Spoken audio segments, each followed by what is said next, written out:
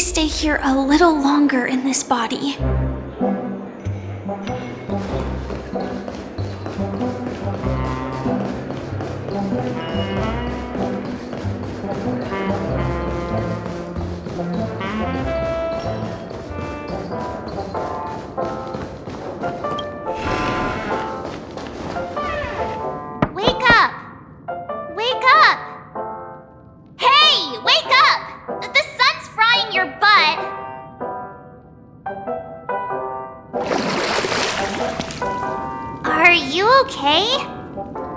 Can you hear me? I didn't hear a peep from your room, and it really freaked me out.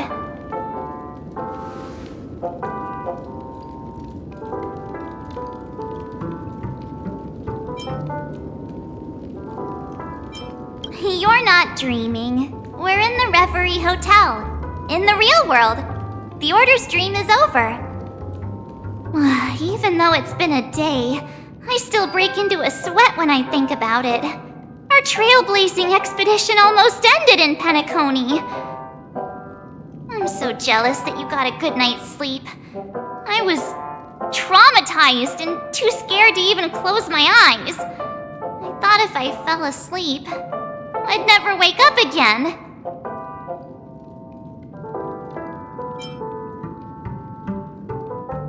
A natural beauty like me never has dark circles.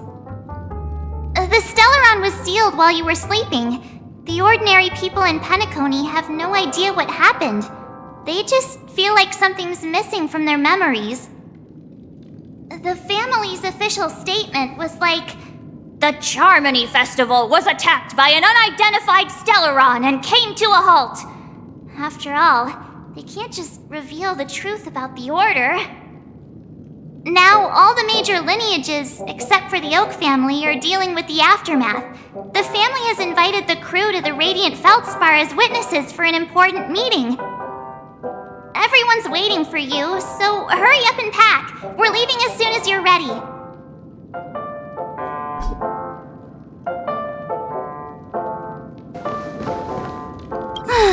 After all this craziness, nothing is better than staying safe in reality.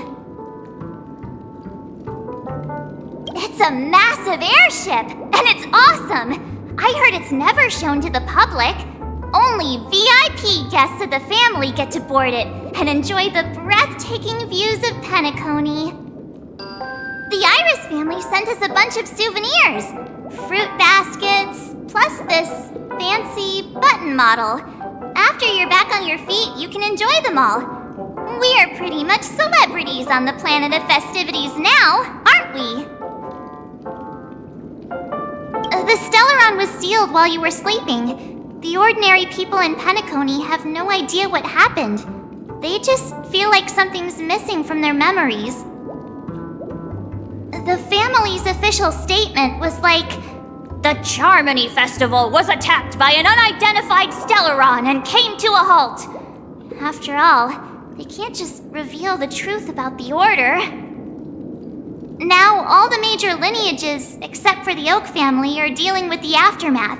The family has invited the crew to the Radiant Feldspar as witnesses for an important meeting. Why the sudden interest in that? Well, I was dragged into this sweet dream. I felt a cold tentacle diving into my memories. But something else was there. So the tentacle suddenly disappeared. And then I dreamed about stuffing my face with delicious food and going on a shopping spree. Sunday didn't seriously believe that was the life I wanted, right? Breaking free from that cheesy illusion was just a piece of cake. Yeah, let's go. We've got some time before we board the ship, so let's catch up with everyone at Dream Jolt Hostelry.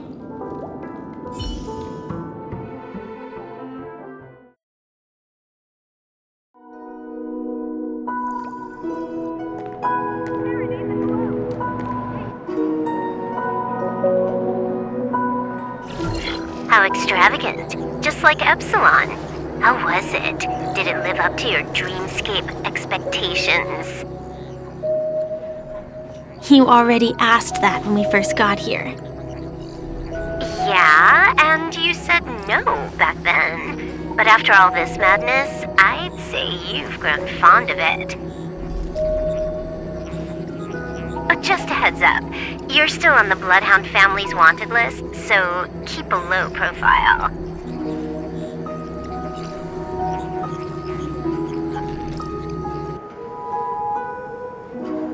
And this time, it's Firefly in the picture, not Sam. That's gotta be a whole new experience for you, right? Indeed. In Kafka's words, that's also a missing part of my life.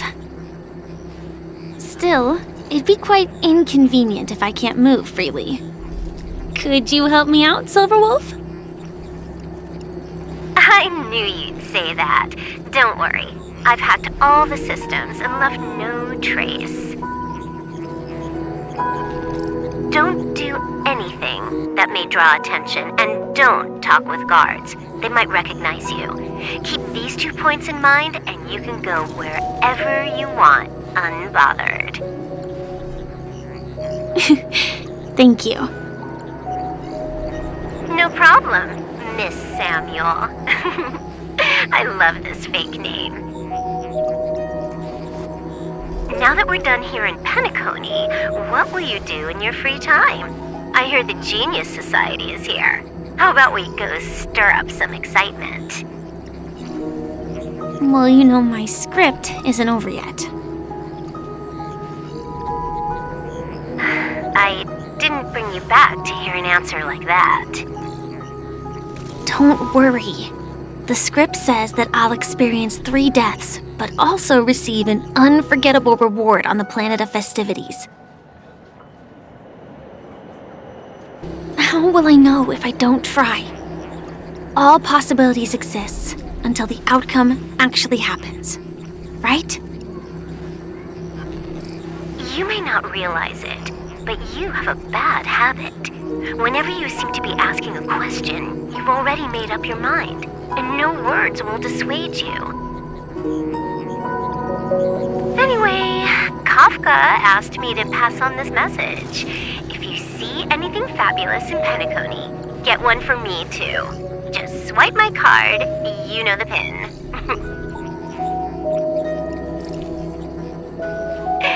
She didn't specify anything, but I guess she means a dress, coat, sunglasses, or something else. You know better about fashion than I do. Sure, I'll keep an eye out. There's tons of options at OT Mall. Do you think she'll like trinkets, like hair accessories or brooches? Those sound more like something for young girls. Maybe you should keep them for yourself. Oh, by the way, Blade didn't explicitly say it, but I think he was trying to say something like, temptation will show up again in Penacony. He's always so subtle with his words. Got it. He was just worried about me. Relax, Silverwolf. You know me. I won't do anything crazy. I just want to wander around and see more of the world for myself. I want to buy some oatcake rolls. I've had a cake roll every day since I arrived in Penacony, from the first day to the last. But today, I'll buy 2 and give you 1. And if you don't like them, I'll enjoy double the pleasure. Or I can bring one to Kafka, as she never refuses. Or maybe I'll give it to Blade. He'll appreciate it. That's not written in the script, right? But as you see, I have added new footnotes to my destiny.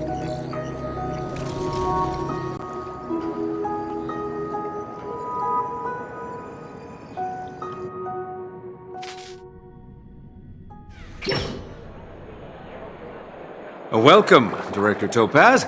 The family ambassadors are still inside making preparations, but the big boss hasn't arrived yet. It'll be a while before the conference starts, I'm afraid. Huh. Quite a spectacle. The family really knows how to make things look impressive.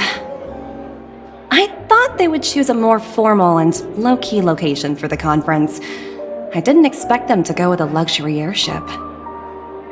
About this, Director. I've asked around.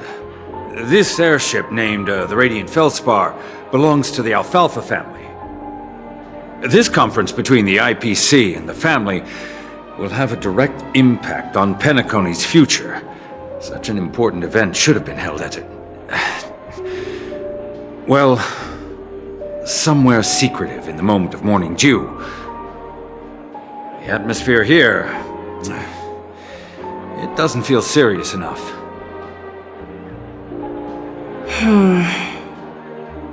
If I'm right, this conference is probably just a prelude. Whoever organized it wants to assess the IPC stance beforehand. This influential figure either has their own ambitions and wants to reach a preliminary agreement, or they plan to put pressure on us to make us back off.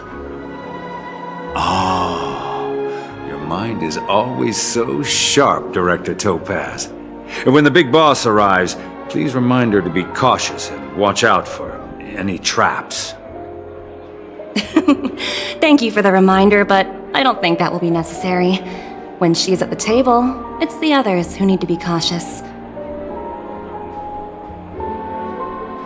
Just tell everyone on our team to stay focused on their tasks and not worry about the negotiations. Oh, got it. I'll do it right away. Oh, and one more thing. Don't call Miss Jade Big Boss in front of her, or there will be serious consequences. I mean, really serious. Got it. Thank you for the reminder, Director.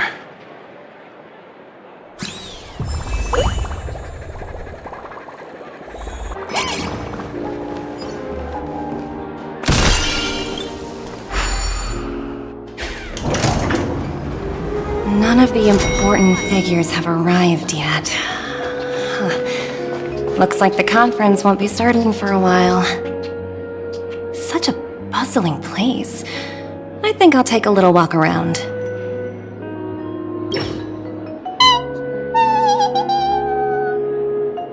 Oh, are you hungry, Numby?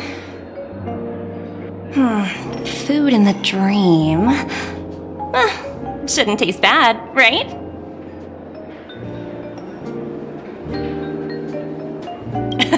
Numby, catch!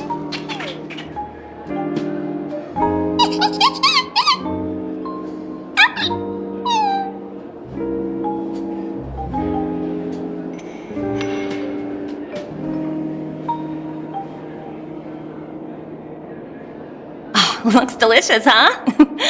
Oh, I should have taken a bite first.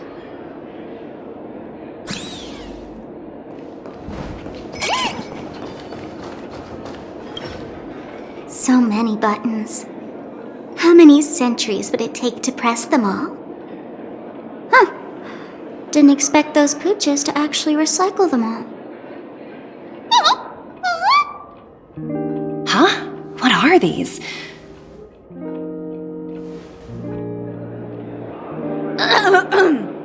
For your safety, please stay away from those objects. For my safety? Are these buttons something dangerous? Not exactly. Lately there's been a prankster in the Sweet Dream who's been handing out strange button devices to anyone he meets. According to those involved, he said something like, "Just press this button and all of Penacony will explode!" Luckily, no one believed him.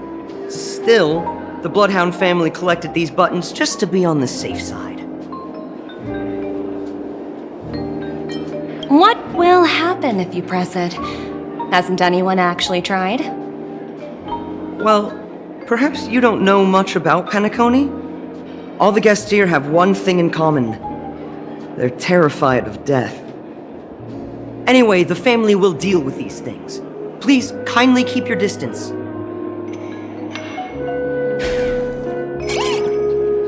For your safety, please stay away from these buttons.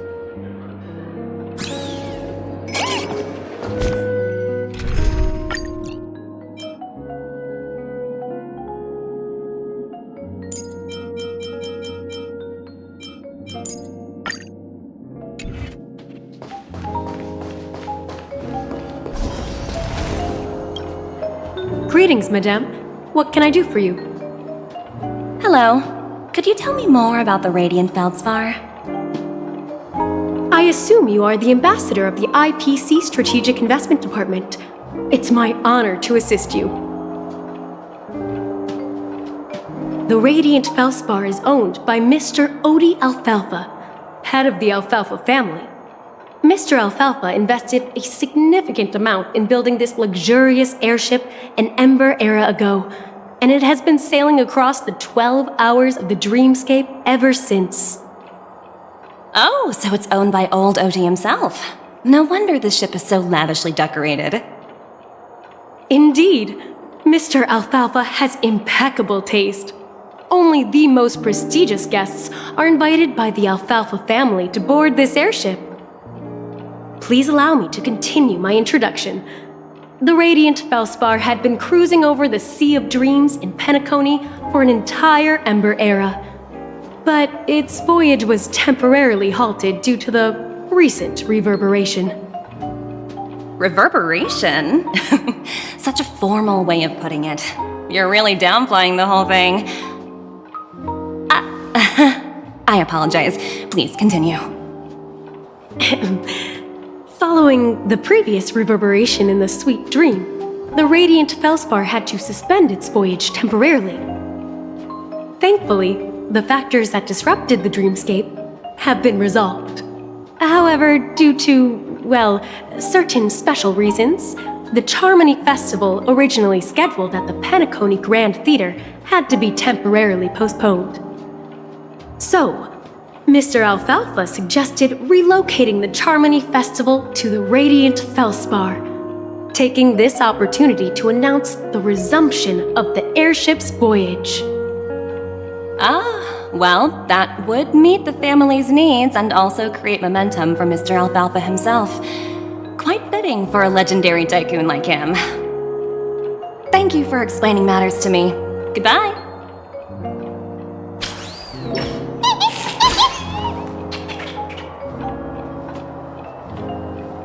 Hello? The Talent Motivation Department? Again? Internal review? Will it ever end? I'm working on a major project. I don't have time to squabble with you guys. The way I handled the Urillo case was approved by senior management, and all of the project logs and calls are complete. Can't you check on them yourselves? I just don't understand. Why are you so fixated on this minor case and constantly escalating it? Seriously, what's your purpose? Sounds exhausting. Why not just hang up? In my opinion, you handled that project quite well. A little ball of ice in exchange for the Astral Express's good favor. That's not a bad deal for the department. It's been a while, little Yelena. I've been looking forward to working with you. Never imagined this day would come so soon. Is there trouble? You can tell me anything. Just like old times. It's been a while, Madam Jade. I'm honored to have the opportunity to work with you. You're still so formal, aren't you? Forget about the hierarchy and treat me as your equal. No need for unnecessary titles like Madam. I'm sorry, but it might take some time to get used to that.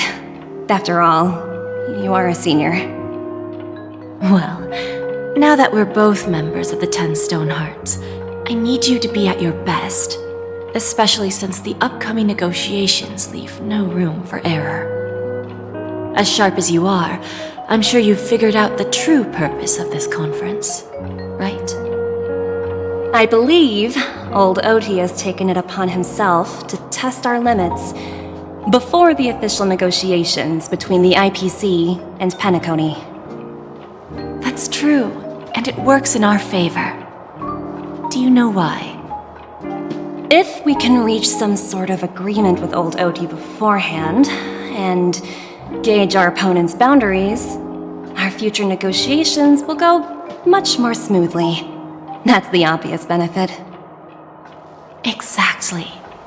And the hidden benefit is that as the head of the Alfalfa family, his action suggests that the 5 lineages might not be as united as the Odes of Harmony would suggest.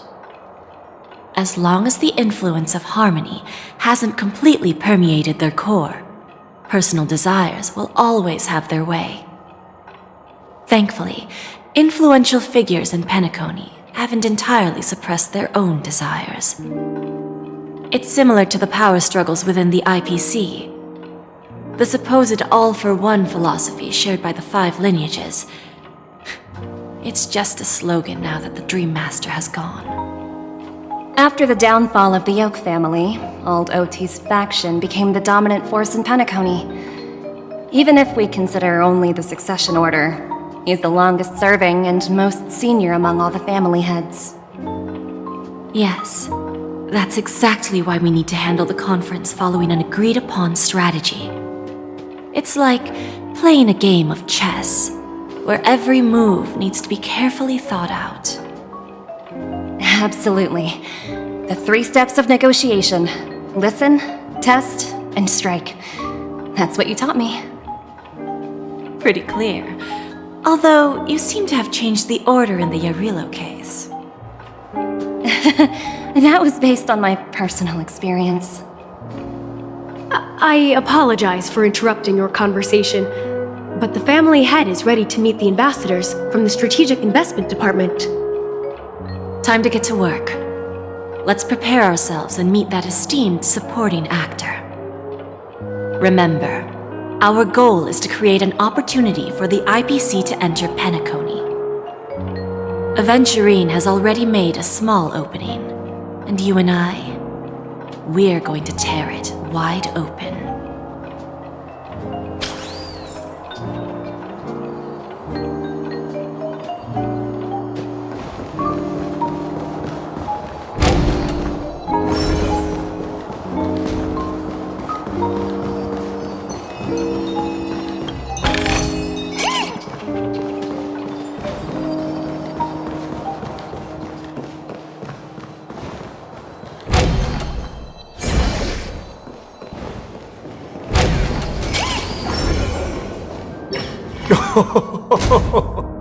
Welcome aboard my ship, the Radiant Feldspar. Smart and charming ladies.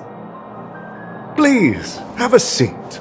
Let's have a pleasant conversation.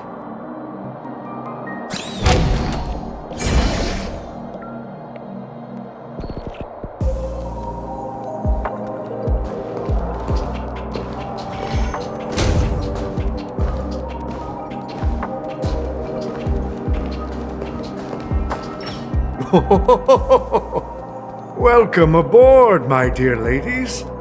Forgive me for any lack of attentiveness that might have led to a lengthy wait outside. No problem at all, Mr. Alfalfa. It's my honor to meet you in person. You may not be aware, but the book Odi Alfalfa, the biography, is a must-read for all Strategic Investment Department employees. After all, to many, you are the legendary figure who single-handedly built the Penacony economy. I expected no less from the 10 Stonehearts from the Strategic Investment Department. You're definitely skilled in the art of conversation. I always enjoy talking to smart people because we don't have to beat around the bush. We can just get straight to the point instead. Since I invited you IPC ambassadors on board, I'm sure you've figured out the topic I'd like to discuss, yes? The future of Penacony. if I'm not mistaken. Precisely. Those few words represent a terribly complicated situation indeed. Let's take that golden-haired guy who's not showing up, for example. He put in great effort and almost got himself killed. But what was it all for? Wasn't it eventually to create an opportunity for you IPC to regain control of the precious Astana? The wisdom and experience you've accumulated over 10 Amber Eras are truly impressive. Let's assume your assumptions are correct, Mr. Alfalfa. How would you respond to the IPC's actions? I appreciate your composure, Miss Jade. You must have witnessed much in your worldly experiences. However, perhaps you don't know much about Penacony. Old Oti won't sit idly by when faced with a greedy wolf.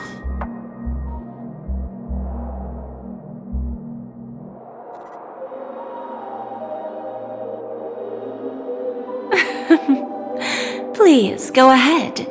I'm all ears. Then I'll be straightforward. I requested this meeting before the official conference to dissuade the Strategic Investment Department from trying to lay a finger on Penacony. If you back off now, you can make a smooth exit and prevent the IPC from losing face during more important negotiations. One of our P-45 executives was attacked and nearly killed in the dreamscape. The IPC can't simply ignore this incident. Moreover, considering the turbulence during the Charmony Festival, Penacony's credibility has taken a hit in the public's eyes. Despite your determined attitude, the issues plaguing Penacony are real, are they not? You used the term real, Miss Topaz, but let's not forget that this is the realm of dreams. If you want to succeed here, you need ambition and unconventional thinking. Curious about how I plan to respond to the IPC? Well, I don't mind sharing. My actions will help Penacony take a significant step forward by self-listing and going public. Going public? If I'm not mistaken, you want to bypass the IPC and go public on a universal scale. Precisely. Instead of watching the IPC gnaw away at Penacony, I'd prefer to open the doors of the sweet dream to the entire universe. Starting today, anyone in the cosmos can become a shareholder of the land of the dreams.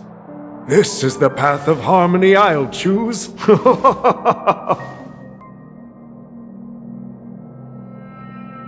This reform should have been implemented earlier, but unfortunately, the Oak family were a bunch of blockheads blinded by order. Their level of intellectual flexibility doesn't even come close to an old fellow like me. Thanks to the little reverberation earlier, the biggest obstacle between me and my reforms has been eliminated.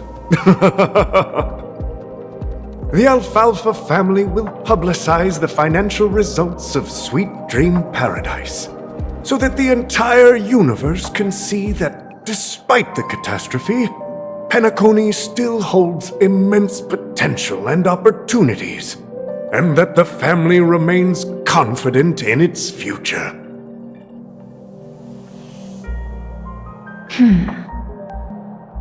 Crisis and opportunity are two sides of the same coin. So, you've been waiting for the right moment for Penacony to regain the spotlight. And if Penacony should seize this opportunity to overcome adversity, even if the IPC tries to intervene, every move we make will be scrutinized by trillions of people.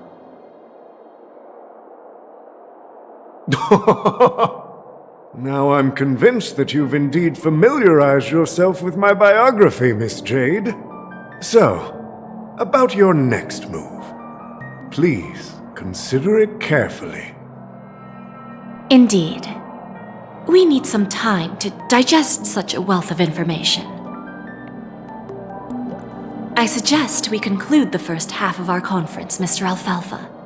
Please allow Topaz and me to confer privately for a few moments, and to respond on behalf of the IPC later. Of course. Take your time, dear ladies.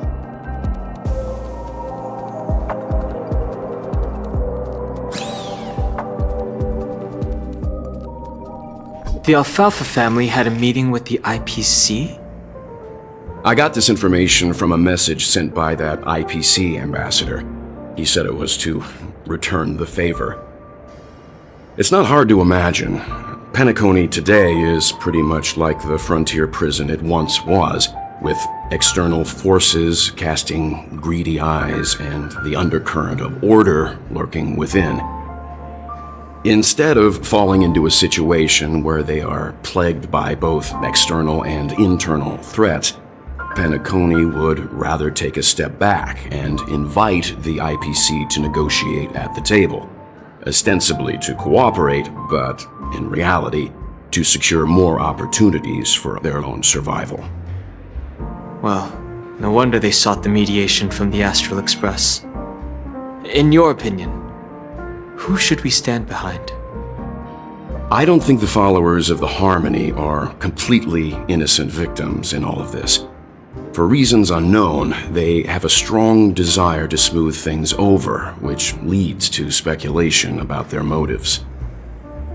If either the family or IPC were to assume full control of Penacony, it would return to its previous illusory dream of hedonism, and the efforts of those previous nameless would once again go to waste. There you are. Did you rest well? I didn't disturb you since you were in a deep sleep.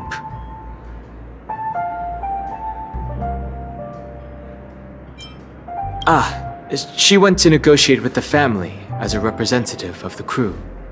She'll contact us once her arrangements are ready. After Anna's dream was shattered, the family branch from the Montour system soon arrived and swiftly took control of the situation. Most members of the Oak family fell unconscious, but fortunately, their lives were not in danger. The mastermind behind the plans was confirmed to be Gopher Wood, the previous Dream Master. But by the time we arrived, he was dead already.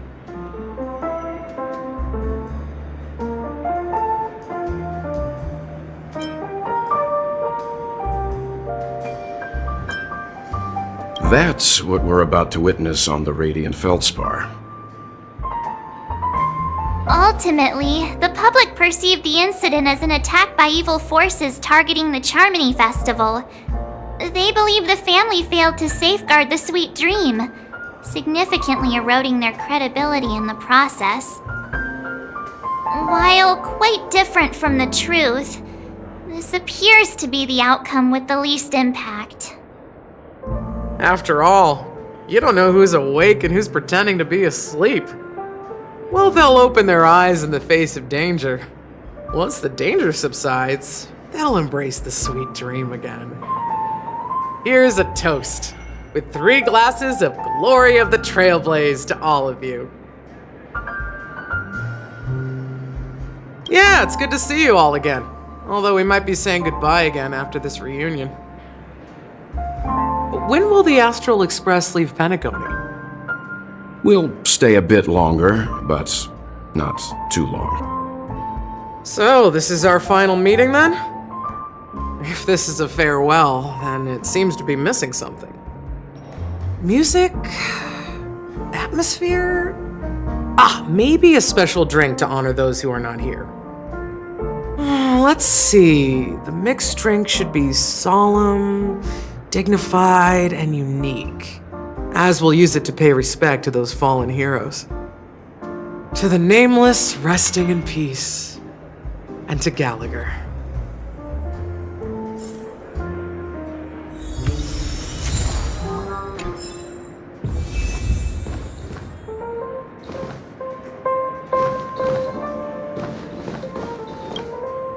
This trailblazing expedition has been thrilling and memorable. Hopefully we've all gained insights about ideals, paranoia, clarity, and dreams from the experiences we've had. One bird longs for the earth and the other longs for the sky. Even if Robin had to stop her brother with her own hands, she won't give up on him.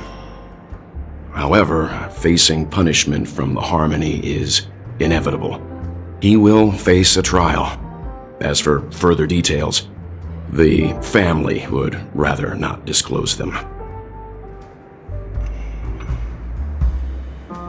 Since the family took up residence in Penacony, the Order has been hiding in plain sight under the guise of the Oak family, using the Stellaron's power to strengthen their hold on the Sweet Dream, which eventually resulted in disaster.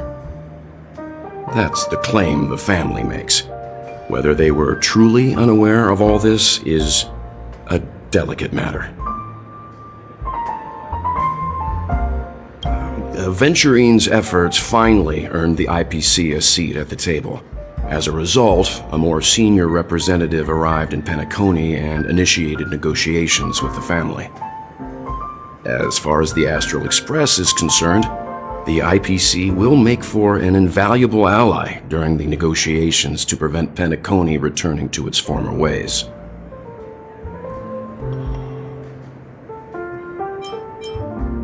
Well, it was somewhat surprising. In that dream, I returned to my homeworld and reunited with my long-lost friends. And for some reason, Acheron resurfaced in my mind. When I realized that her conclusion was not preserved in memories, I became aware of the bitter truth. The conclusion of a journey can often be sorrowful. All we can do is to try to make sure it ends on a happy note.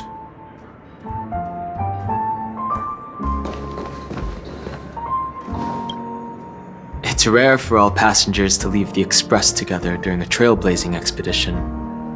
But for Penacony, it seems most appropriate. Given the conductor's presence, there's no need to worry about it. However, it's crucial that we soon return to inform Pom Pom about the Nameless. In my dream, the Express stopped at many places, and passengers came and went. However, the five of us were always present, and the journey seemed never ending. Perhaps this could be a deep-seated desire inside me, and upon realizing this, I knew it wasn't real. No related records exist in the databank, but I have a theory. The hidden dangers of the Order have always been within the Harmony, and this issue existed within the family from the very beginning. However, now that more powers in the universe are aware of this secret, the situation in the cosmos will become more complicated. Like I said, we'll go and see. Once we've packed everything, we should head to our next destination.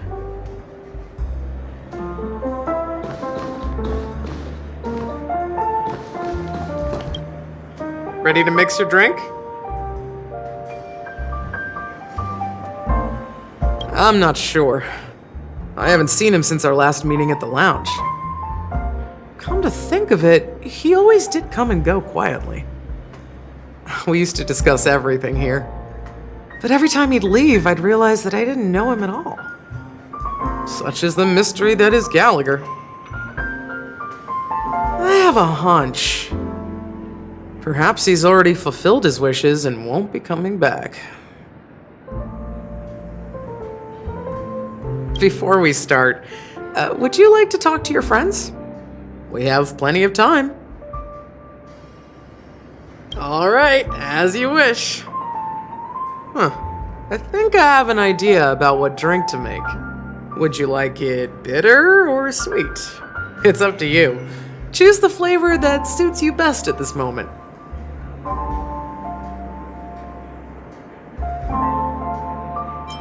Drowning sweetness. One of the most challenging drinks to make. A slight imbalance in the ingredients can result in an overwhelmingly viscous sweet taste.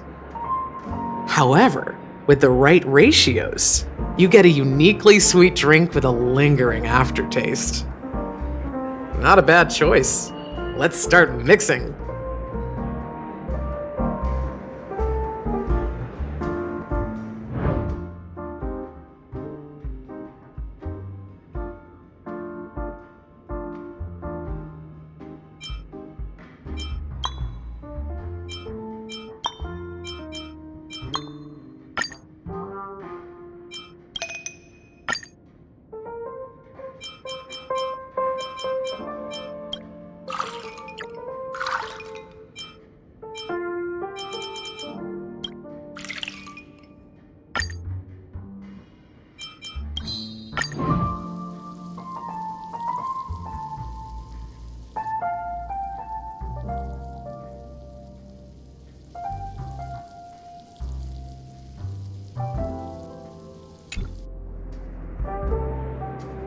Words always fall short.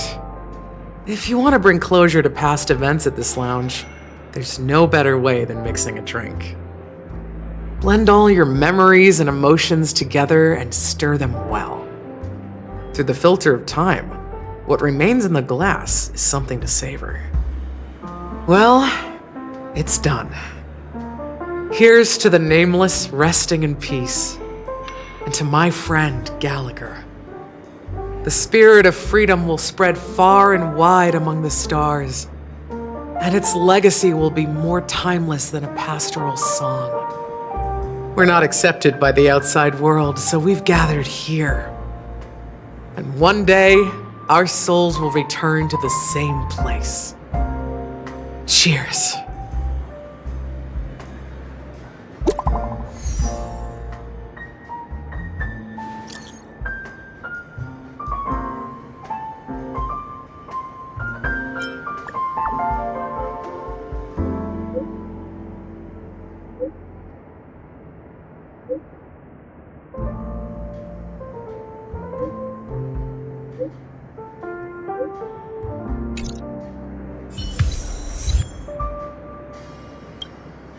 Oh, are you leaving?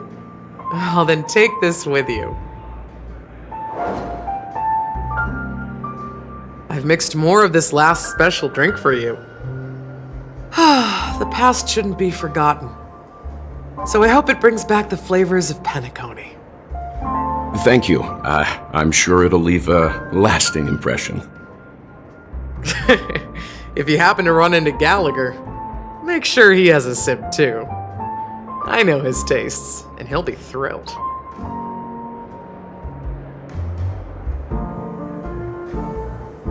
Alright, enough with the heavy stuff. You guys have important things to take care of, so let's not dwell on things. Whether it's the Astral Express or Penacony, there's still a long journey ahead. So let's lift our spirits, guys, and embark towards our tomorrows.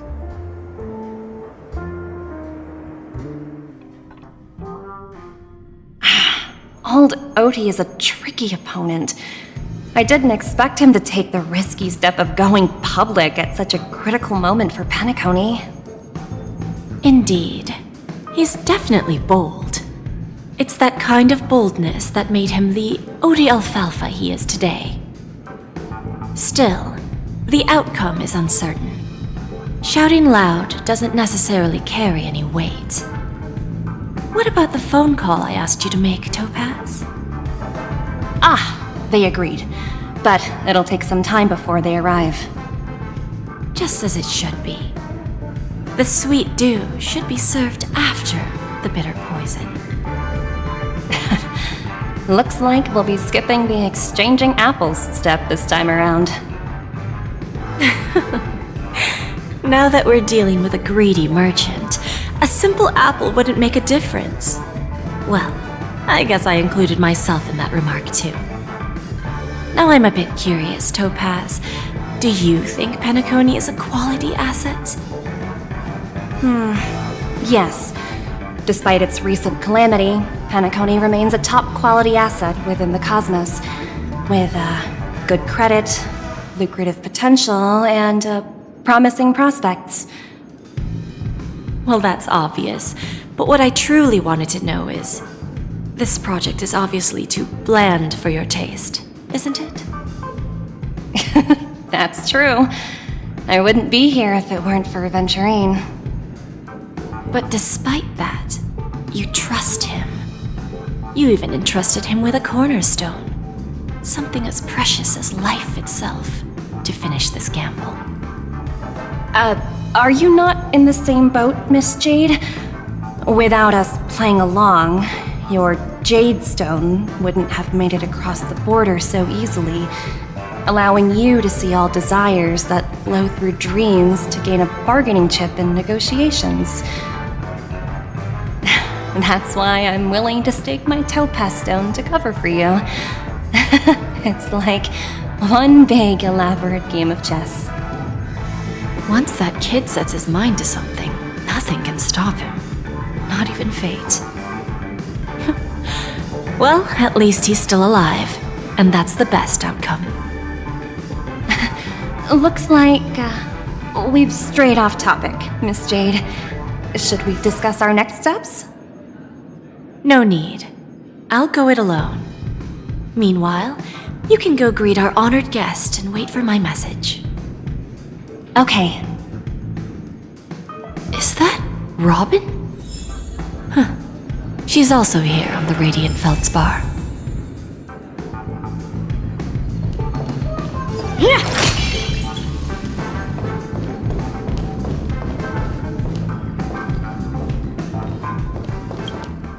Greetings, Miss Robin.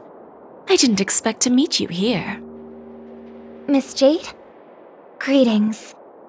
The opening ceremony for the Charmony Festival has been moved to the Radiant Feldspar, so I'm here making some preparations. How about you? Have you spoken with Mr. Alfalfa? I'm actually on my way to meet him right now. Do you know him well, Miss Robin? Unfortunately, I've never met him. I've only heard a few comments from the former head of the Oak family. Mr. Alfalfa is respectable when it comes to business, but in other respects, I can't say the same. Where do you think the future of the planet of festivities is headed? I believe the sweet dream will see its rebirth, just like the Radiant Feldspar resumed its voyage. The Harmony needs a new direction. Only by bidding farewell to the past can we actually sail into the future. There are no permanent allies or everlasting enemies. So let's both take what we need from this deal. Naturally. I'm looking forward to your performance. See you at the festival. See you later, Miss Jade.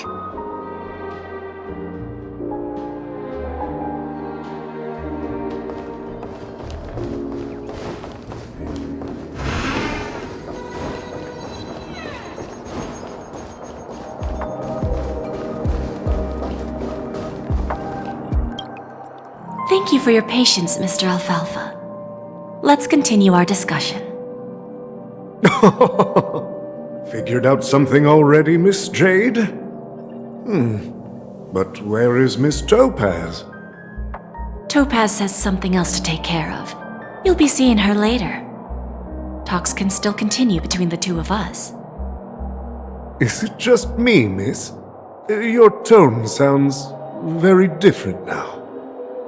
I need to set a good example for my junior. It's not a good habit to be too loose-lipped during negotiations, right? Now we can speak frankly and openly. Do you believe what I said, Odie? You're not the only merchant who has seen the changes in the cosmic market over the past 10 Amber Eras. Interesting. Now that's interesting. Good. It's good to be straightforward. Openness and transparency are my things. So, tell me, what's your next move? Unfortunately, I'd like to speak the harsh truth before laying out my plan. Let's cut to the chase. First, your plan won't work. Penacony has no way of sidestepping the IPC and going public.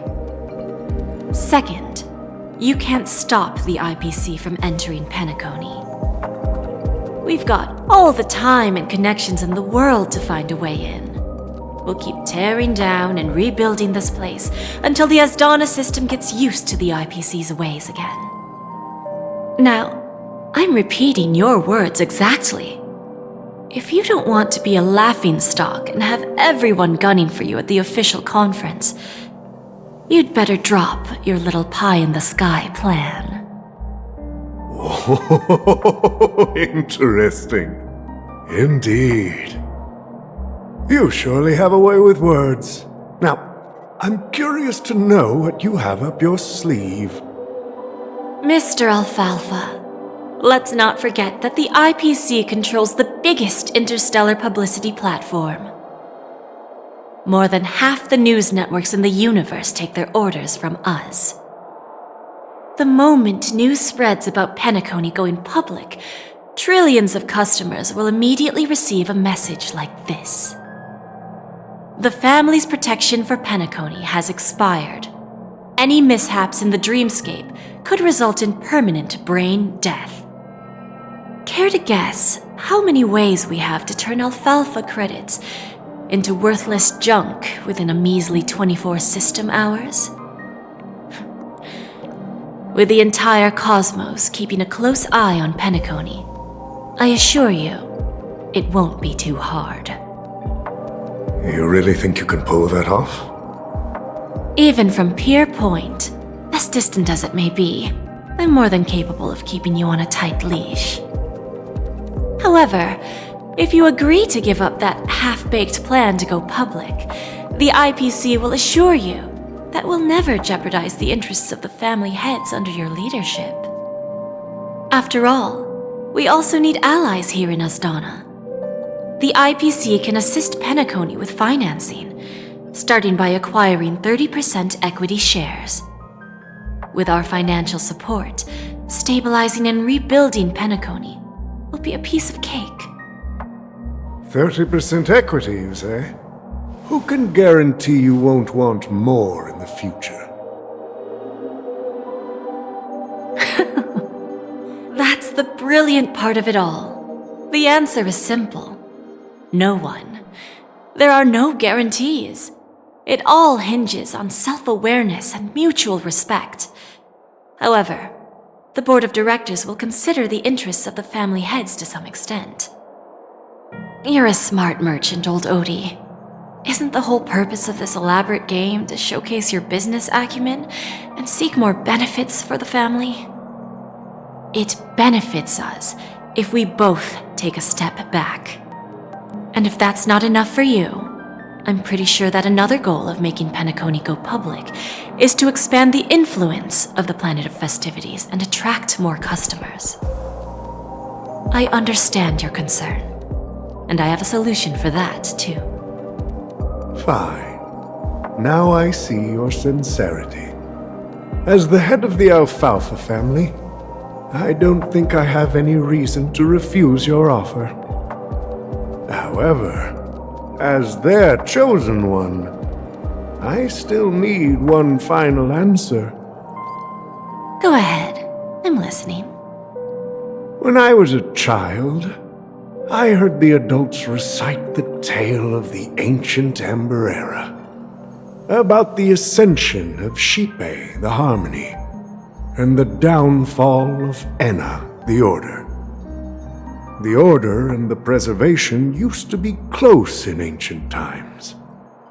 So, why does the IPC as a follower of the Amber Lord, seek collaboration with the family instead of aligning with the Order? The answer is simpler than you think. It's all about credits. Everyone's favorite thing and the universally recognized currency among the stars. The IPC has the power to perpetually ensure their value. With each new world integrated into the credit system, the IPC adds another building block to its cause. Eventually, all exchanges, capital, and businesses will operate within a unified monetary system. By then, all planetary developments will be recorded in accounts with well-defined values and the ability for exchange and circulation. And the heart of everything will be Klepoth's credit. And then the IPC will be able to exert influence over everything. Our intention is to establish enduring preservation, so I'm sure you can understand. This universe doesn't need two types of order.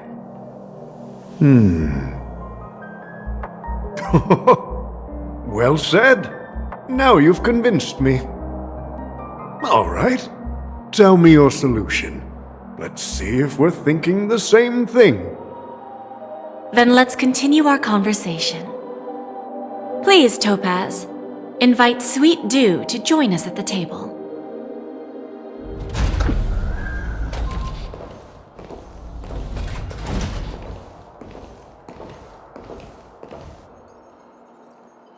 Thank you for your presence, Miss Himeko. Please allow me to introduce her to you, Mr. Alfalfa. This is Miss Himeko from the Astral Express, one of the future shareholders of Penacony. I've heard so much about you, Mr. Alfalfa. It's an honor to meet you as representative of the Astral Express. This stunning lady is the navigator of the Astral Express? It's a pleasure to meet you. I believe everyone here is familiar with the general contents of the proposal. After this round of financing, the IPC is expected to hold 30% of Penacony's shares. Then, the IPC will transfer 5% of that stake to the Astral Express and recommend Miss Himeko as an independent director to honor the sacrifices and contributions made by the former Nameless to the land of the dreams. While this decision isn't finalized yet, we are honored that everyone here recognizes the way of the Trailblaze. While the Nameless didn't embark on their journeys for fame or fortune, if this is the wish of both the family and the IPC, I will represent the Astral Express and fulfill my duty as a member of the board of directors. The entire crew has agreed to assist in the reconstruction of Penacony. Beyond that, in our future travels, we are committed to bringing the beautiful dreams of the planet of festivities to more worlds. Of course, all cooperation is based on one premise. The path of harmony in Penacony must not be distorted again, and such a tragedy must never recur.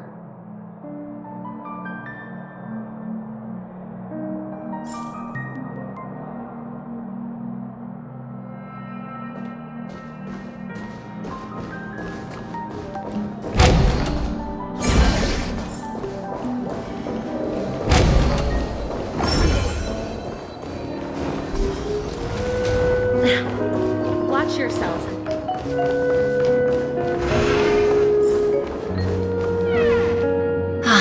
Old OT is in agreement, so the issue is settled, I presume. What about the remaining family heads? They will soon realize the situation. When old Odie answered the last question, he represented more than just the Alfalfa family. When should we schedule the formal negotiations? I'll handle the arrangements. It's all up to you. I'll step back and let you handle the negotiations and takeover. I won't be involved. But Miss Jade, this is... Aventurine initiated this case. and you were his project partner. If that kid hadn't overplayed his hand, I wouldn't have been pushed to the forefront. I came here today to help you sort out the toughest issue. I trust you'll be able to wrap things up quite nicely, little Yelena. Of course, there won't be any problems. And please, give Diamond my assurance. Don't worry. Diamond has always trusted us. I'll put in a good word for you, and you'll have your P-45 position back in no time. Radiant Feldspar. What a fantastic ship. Now that my business is done, it's time for me to indulge in my own little hobby. Ah, you want to open a Bonajade exchange branch on this ship too? Opportunities like this don't come around often. Just look at the guests on this ship. They're surely holding a wealth of valuable treasures. Well, I'll take my leave. A pawn shop can't run without a boss. See you around, Topaz. I have one more question for you, Miss Jade. Go ahead. That dose of bitter poison. I'm curious as to how you found this information. I didn't find the information. It came to me. It was from a lady concerned with the future of the Harmony. In return, I've agreed to help her with something, but that's for later. We can deal with it after we leave Penacony. You see, that's what investment is all about.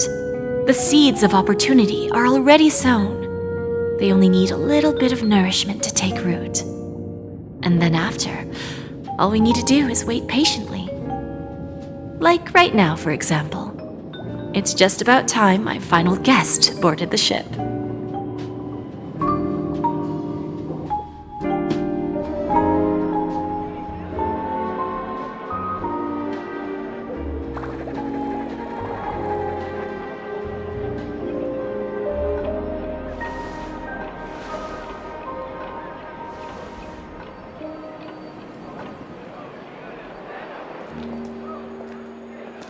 Sneaking in was way easier than I thought. The family's security is as lax as ever. So, this is the Radiant Feldspar. So luxurious.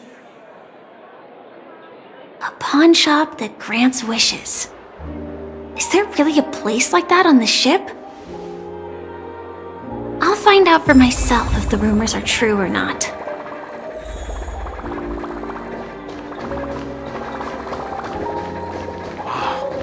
So this is the legendary Radiant Feldspar.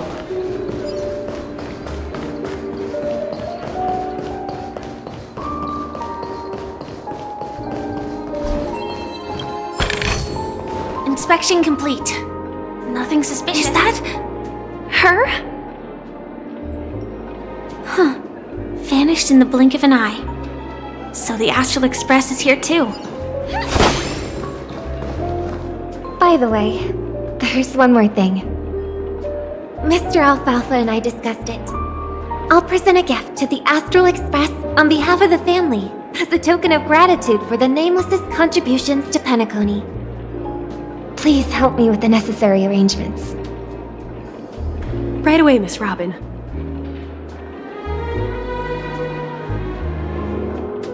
Can I ask you something? Oh, greetings, miss. Is there anything I can help you with? Do you know how to get to the pawn shop?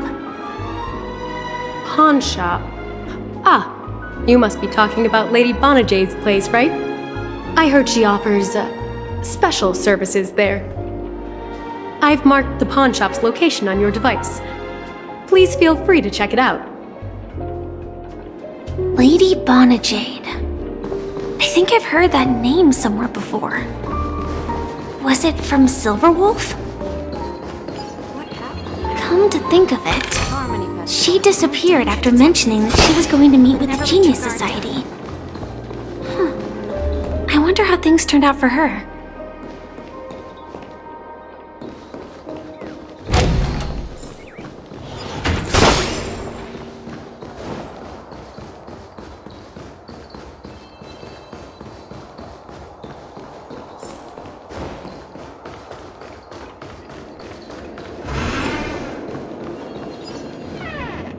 Welcome to Bonajade Exchange, Radiant Feldspar branch. How should I address you, dear lady? Just call me Samuel. Samuel. Nice name. So what do you need, Miss Samuel? And what are you willing to give up in return? I want to keep on living. And for that, I'm willing to give up everything I have. Everything you have? That's right. Everything. Miss Samuel, I think you'd best turn around. It seems you're not quite familiar with the term pawn. What do you mean? I mean it literally. I sense your burning desire to live, but unfortunately, you don't have anything of equal value to offer. Okay. A pawn shop that grants wishes. I see. It's just a marketing gimmick. Well, that's quite a harsh accusation. I understand you may not fully comprehend what I mean, but don't worry, I'll help you understand. Go and talk to these people. They're all customers of my pawn shop. See for yourself if their wishes have come true. Once you've done that, come back to me. I'll help you understand the true meaning of pawn and make you realize what you're missing. That Lady Bonajade feels more like a money lender rather than the owner of a pawn shop. Well, I've got nothing better to do anyway. I'll do as she says and see what happens.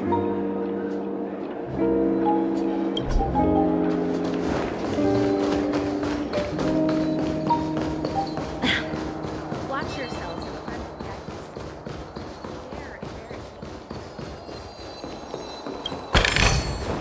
the Inspection complete.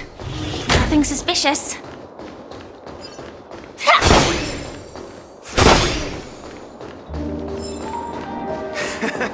Got it.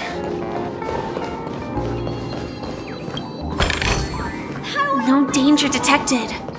But never let your guard. You stupid little girl. Coming back to lose more money, huh? Enough talk. Let's get started. This will be our final game. I'm betting my entire fortune. Oh, a big talker, huh? All right, let's see what you've got.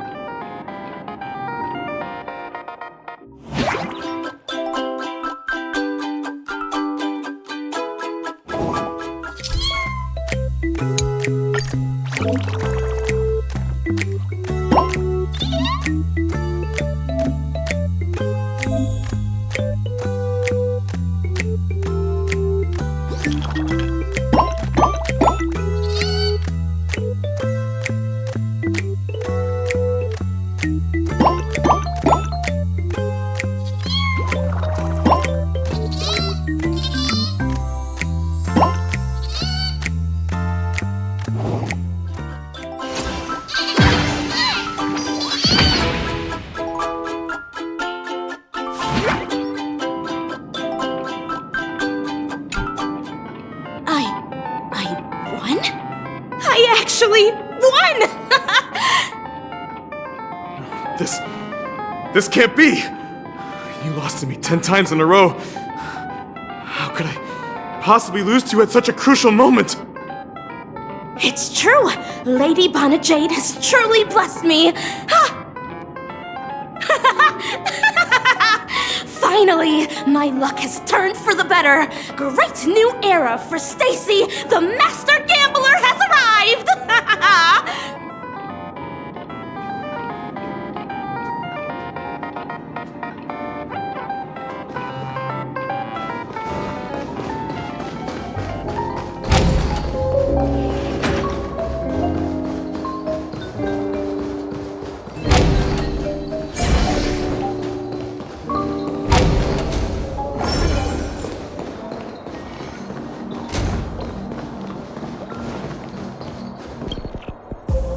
Prepared a gift for you, Dorothy. Check this out. Whoa! necklace. Is it made of cymophane? It's stunning. How did you know I love jewelry made of cymophane? It has the same purple hue as the necklace my dad gave my mom. I've never told anyone about it. How did you find out, Del?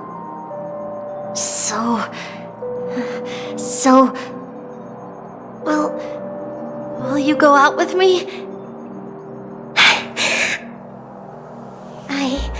I will. Really? I mean, really? I never said yes before because I thought you had no idea what I liked. But this gift made me realize you were actually paying attention all along, trying to learn everything about me. So yes, I will. Wonderful! My wish has actually come true!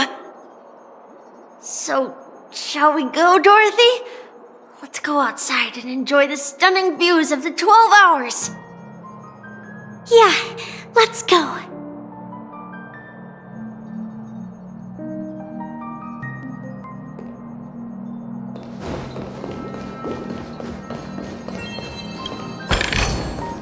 No danger detected, but never let your guard down.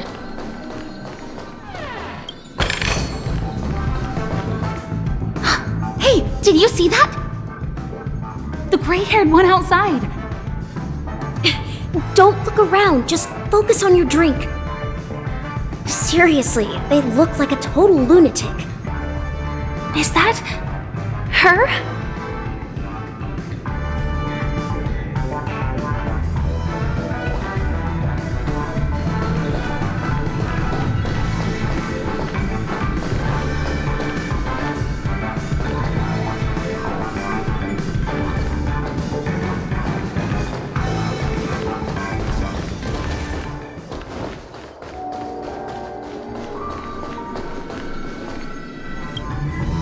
Yeah, you heard right.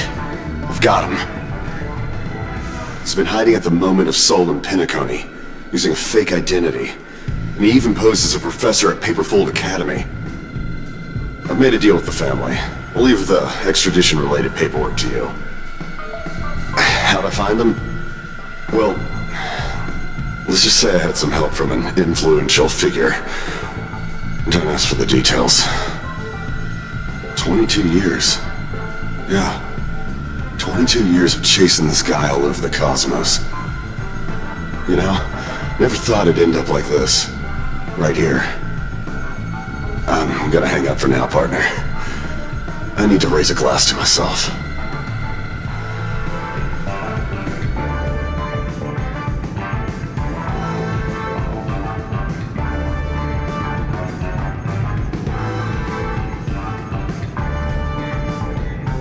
All of their wishes actually did come true. But I just don't understand. How did she do it? And what does pawn really mean? I should go back and ask.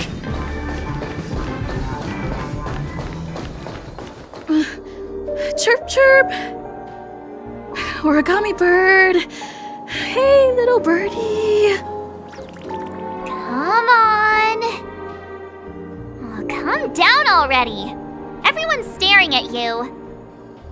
No, it's not the best time to do that. Sorry.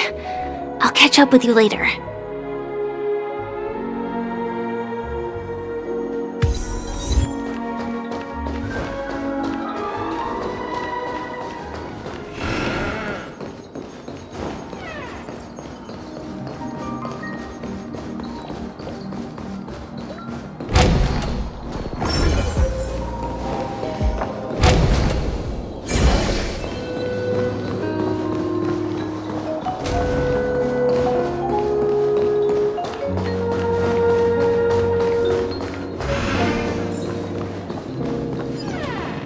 So you're back, Miss Samuel.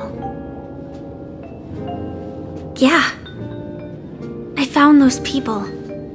And it seems their wishes did come true after visiting the Bonajade Exchange. But I'm not sure what you want me to see. They all seem to be living fulfilled lives. Not so fast. This step was just to show you that the Bonajade exchange is genuine. That I had the power to grant their wishes. And now, I'll tell you the price they paid. Dell was from a wealthy family. He was head over heels for Dorothy and wanted to win her heart. So he made a deal with me. He put up his entire fortune in exchange for a gift that would impress Dorothy. It was a piece of cake for me, thanks to my IPC connections. However, Dell will soon find himself evicted from the dreamscape because he can't afford his room. Whether he can bounce back from poverty, well, that depends on him. Let's just hope that necklace will keep their relationship from crumbling. Then there's Stacy, a lady with a gambling addiction. She wanted some serious luck, but she had nothing to offer, so I took something else instead. I took away all her close relationships. From the moment she stepped out of the Bonajade exchange, every casino in the cosmos would remember her name. But her parents and siblings would sever ties with her, and it would be impossible for Stacy to make any real friends again. She will accrue a vast wealth due to her good luck, but she'll never be able to use it for the people who truly matter to her. As for Detective Walker, he spent 2 decades chasing down a wanted criminal for some heinous crime. But he never caught the guy. In his desperation, he came to me. He offered his own memory system as collateral.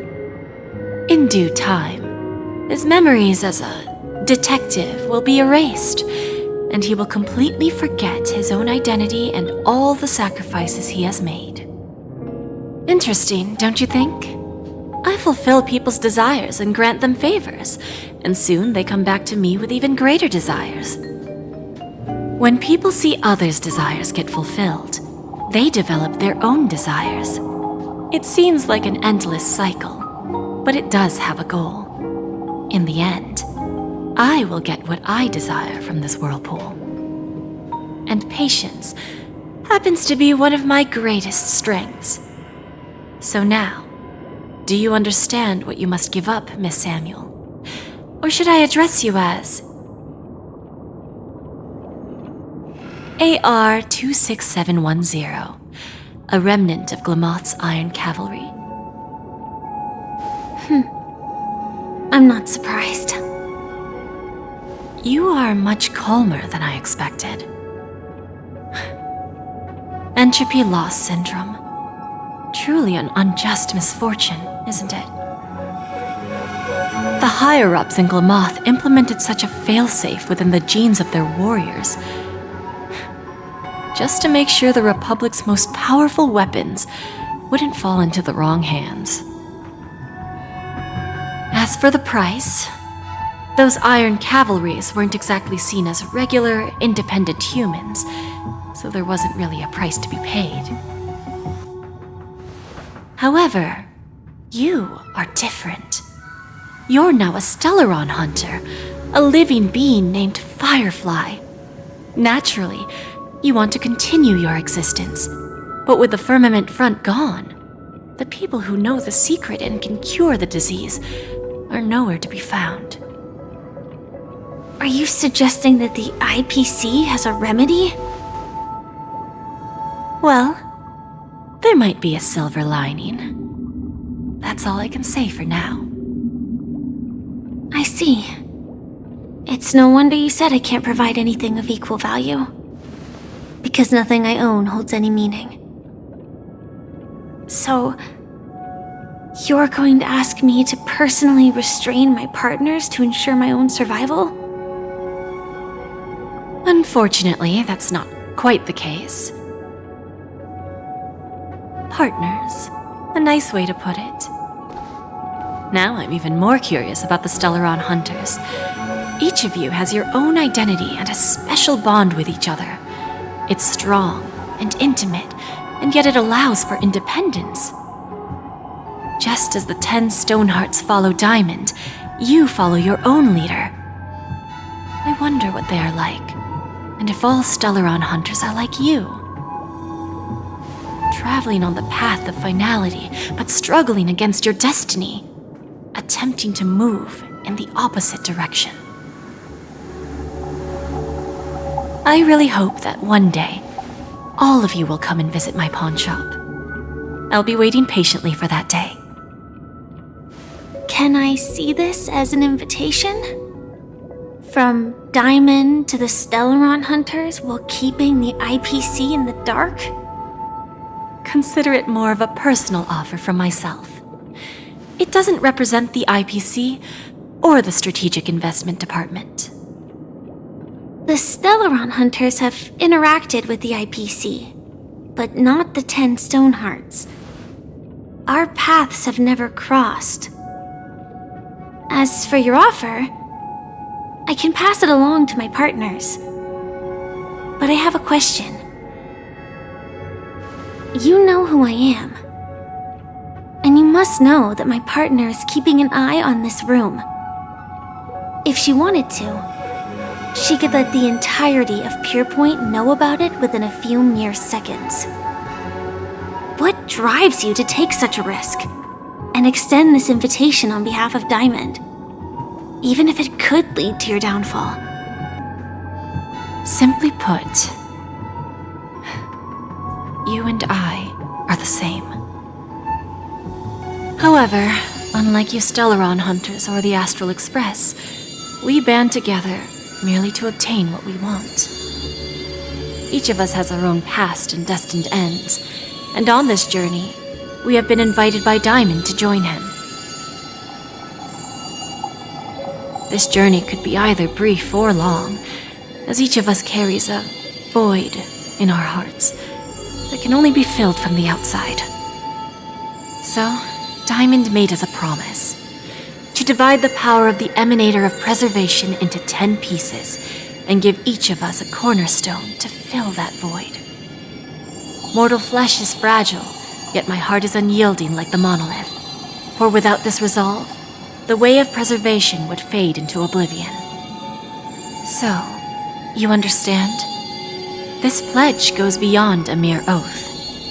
It's our collateral in exchange for opportunities, wealth, survival, and a future.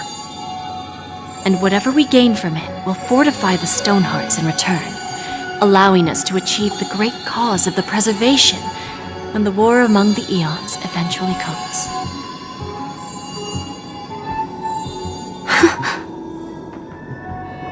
I understand. Take your time, child. You don't need to give me an immediate answer.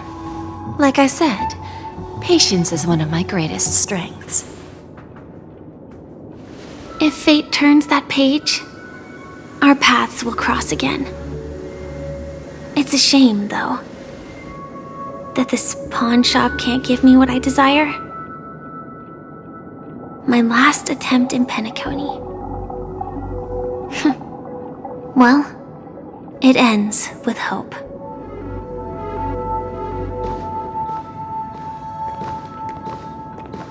Lady Bonajade,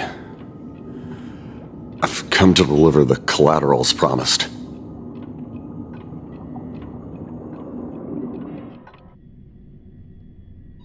Turns out, the meeting to decide the future of Penacony went much smoother than expected. With little debate. The Charmony Festival's opening ceremony is starting soon. I should head down and take a look. This airship has quite a few treasures, a bountiful harvest.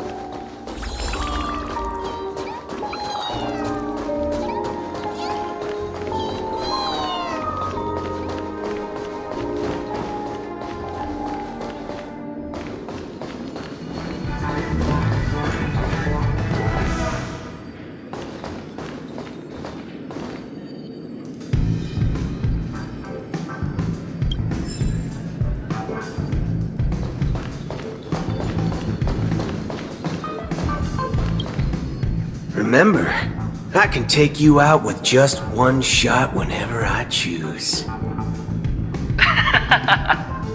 Oh, that'd be my honor.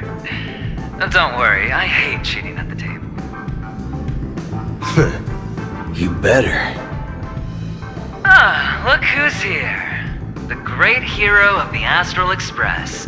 The most dazzling trailblazer in all of Penacony. Oh, you're here too. Long time no see, friend.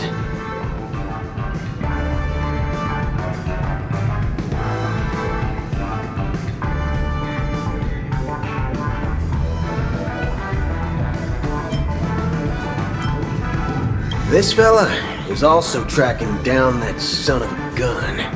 Now, what's that saying again? The enemy of my enemy is my friend.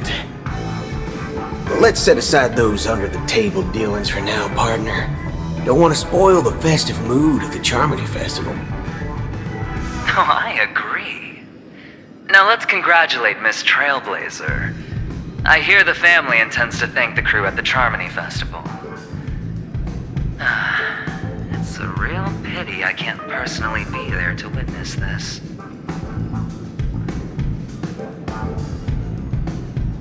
Well, my job was just to give the IPC an opening. Other things aside, I think I did a pretty good job at achieving this. While you were at Dreamflux Reef, we were actually close by. We wouldn't have been able to dig up so much dirty information without the help of a knowledgeable friend. But that emanator didn't pull any punches. My body couldn't hold out too long. Otherwise, this would have been settled in a much cleaner manner. No problem. And punishing the wicked and eradicating evil is a top priority. Would have been strange if we sat it out. Making an entrance like that, us Galaxy Rangers are making a comeback. Reckon you'll meet quite a few followers of the hunt on your journey. Do me a favor, pass on my regards, will ya? Forget it. I'm not one to beat around the bush. I've got a score to settle with a high-ranking executive fella named Oswaldo Schneider. And this flamboyant fella here can help me find him. The feud between the Marketing Development Department and the Strategic Investment Department is well known across the cosmos. But what I didn't expect was the involvement of the Galaxy Rangers in this feud. Looks like things are about to get spicy. Thank you. And I also hope you enjoy yourself. Great hero of Penacony. I'll pass. But I do hope you guys have fun. If you don't mind, let's play a few rounds next time.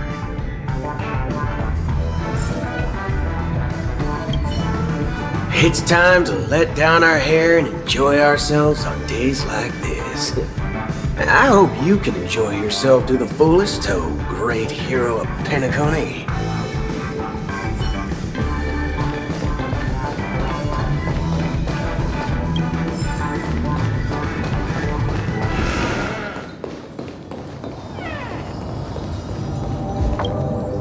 Ah, yes. I remember you. Your performance at Herta's space station was adequate, I suppose. No wonder that gambler likes you so much.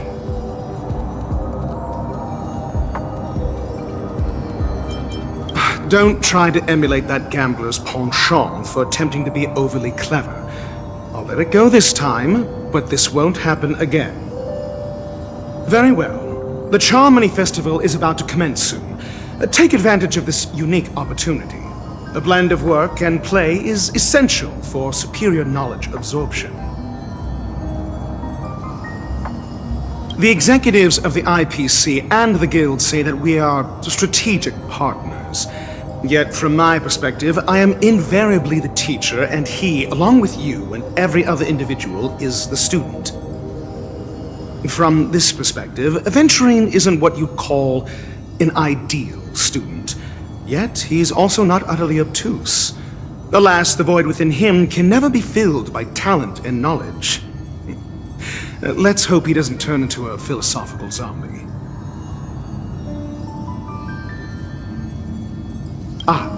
Saying such a thing merely indicates that you have not truly grasped the essence of learning. The principle of balancing work and relaxation is scientifically grounded, with the relevant proof process detailed on page 21 of the 31,467th issue of the academic journal Star Caesar. Acquiring knowledge aims to enhance living. Don't invert priorities like those dolts at the guild. Then you'll excuse me. I detest noisy gatherings, as they intrude upon my thoughts. What a waste of time.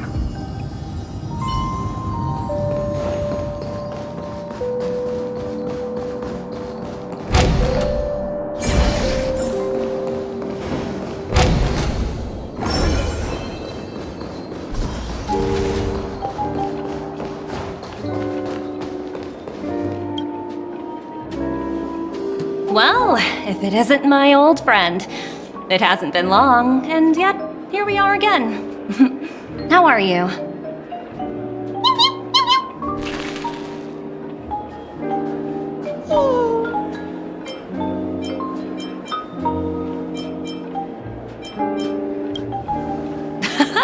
That's what I thought. I heard you guys pulled off a big stunt, cutting down the Oak family in one fell swoop. Such a pity I couldn't be there, or else I would have lent a helping hand. Look how bustling this ship is. Not bad. Someday when I'm less tied up, I plan to host a grand party on my eco-ship, and you'll all be on the guest list.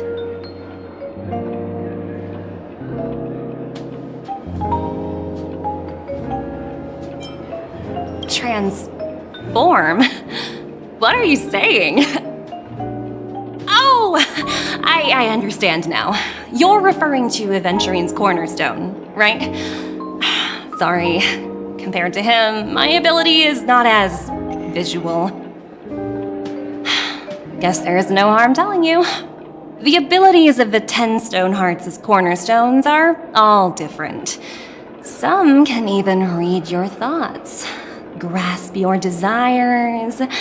So, be careful. Now that I think about it, it was good that Branya got there when she did in Bellabog. If she came any later, we probably wouldn't have ended up as friends.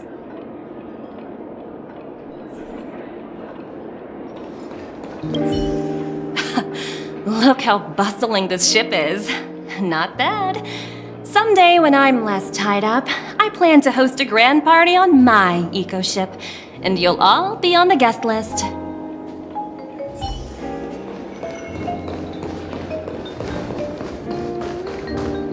What services do you...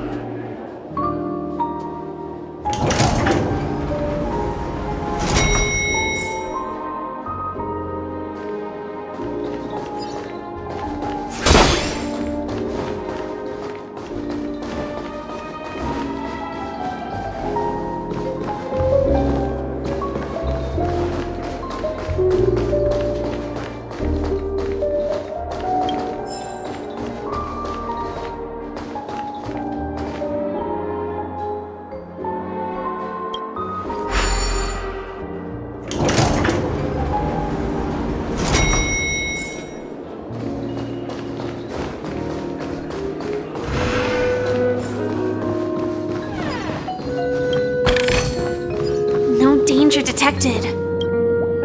Hey there, lively lady. Welcome to the Bonajade Exchange. What should I call you?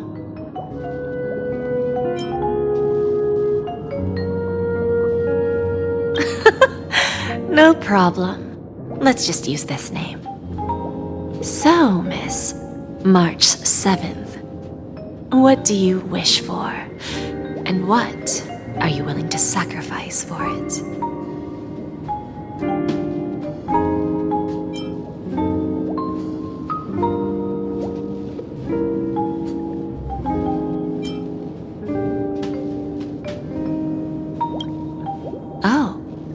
this is your wish.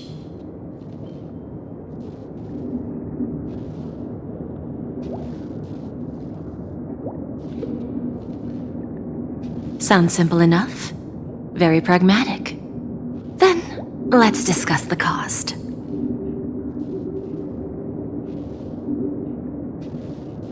To fulfill this wish, the thing I need is simple.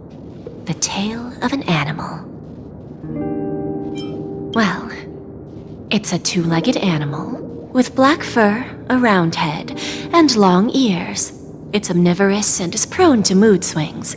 Most importantly, it has mastered the human language and can communicate. Bring its tail to me as collateral, and your dreams will come true.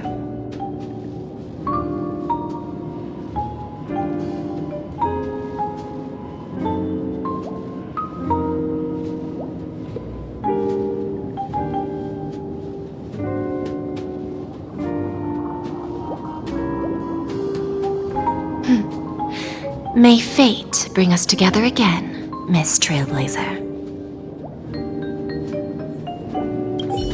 May fate bring us together again, Miss Trailblazer.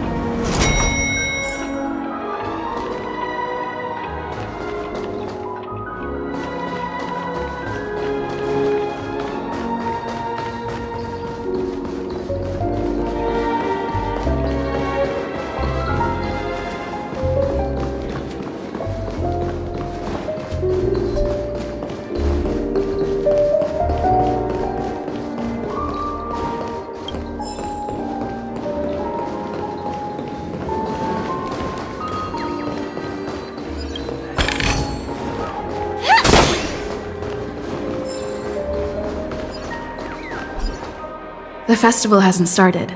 Let's take a quick break. Hi! We meet again. Who's that? It's really you! I knew I didn't get the wrong person.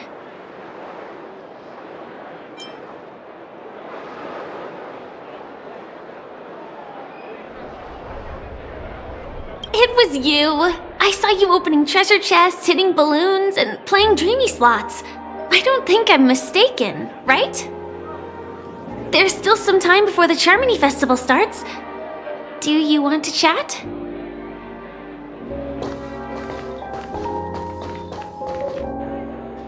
Two murder cases, a showdown with the IPC's ambassadors, the legacy of the Nameless, and a remnant of the Order who wishes to replace an eon-created paradise with a dream. You guys even ended up shattering the dream. It's truly been quite a vacation. It's a good thing that you guys managed to overcome all those difficult problems. Congratulations! After the Charmony Festival's opening, will you guys be leaving again?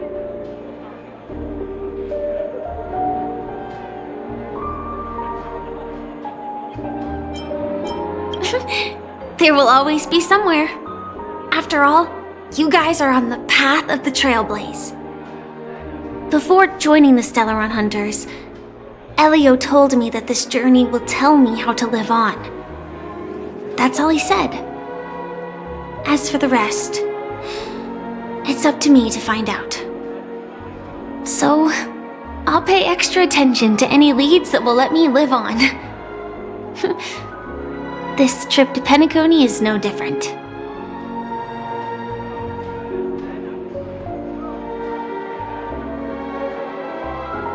Yes, sadly I was looking in the wrong place.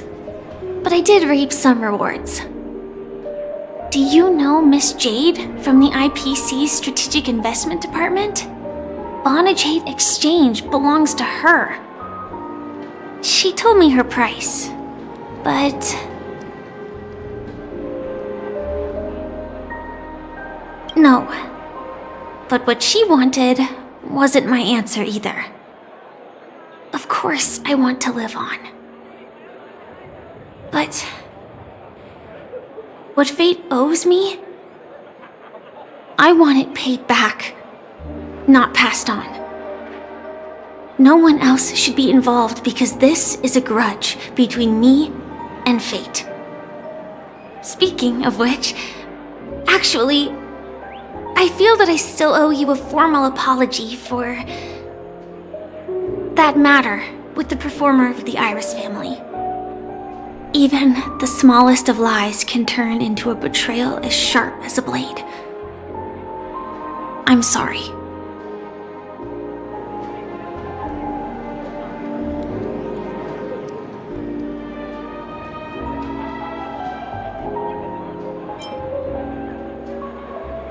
It was an emergency, so I never had the chance to formally apologize to you. And admittedly, I was the one to blame. To me, hiding is much easier than being honest. Yet, I still want to try expressing my emotions as any ordinary person would. It's that girl! Get moving! Arrest that criminal before the Charmony Festival's opening ceremony starts! I can't believe they've chased me this far. Looks like we have to say our goodbyes. Don't worry about me, just go and enjoy the ceremony. The script hasn't reached its end yet. We will meet again.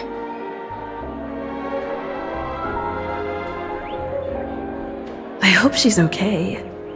But if it's only those two hounds again, she'll probably be fine. I'll send a message later to check in on her.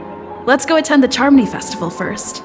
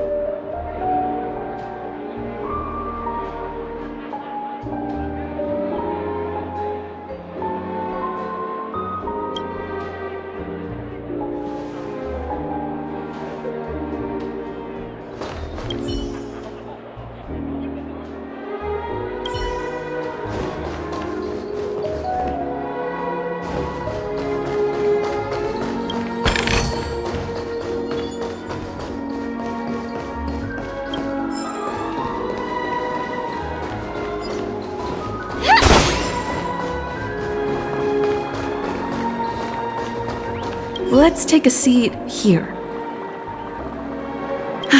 Everything is settled.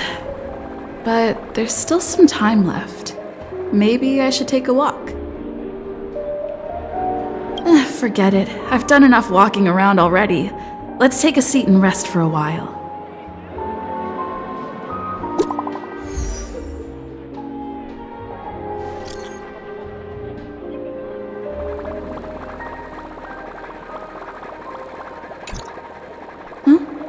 Looks like I don't have to worry about her. Let's wait for the opening ceremony to start.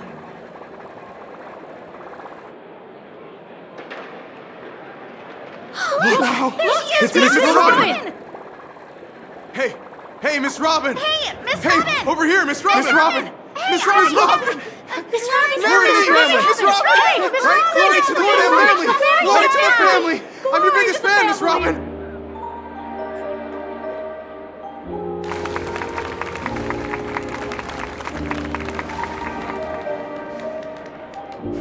Distinguished guests, fellow family members, ladies, gentlemen, and friends from all over the cosmos. It's a pleasure to join you all in celebrating the grandest ceremony of the Amber Era, the Charmony Festival. Firstly, on behalf of the Penacony family's 5 major lineages, and on behalf of myself, I'd like to extend a warm welcome to all our guests.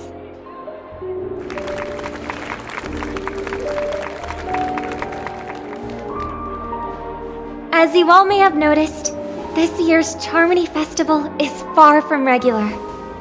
Thanks to the efforts of everyone, this celebration is unprecedented in scale, with factions from across the cosmos in attendance. Not only that, the customary opening ceremony held at the Penacony Grand Theater has now moved to the Radiant Feldspar, the very airship you all stand upon. We invite you to express your warmest applause and deepest appreciation for OT Alfalfa, head of the Alfalfa family, for his selfless devotion to the Harmony's cause.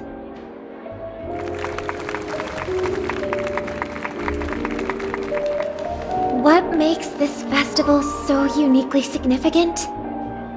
As is widely known, the Radiant Feldspar had to halt its voyage due to an anomaly in the Sweet Dream, sparking widespread discussion in the 12 hours.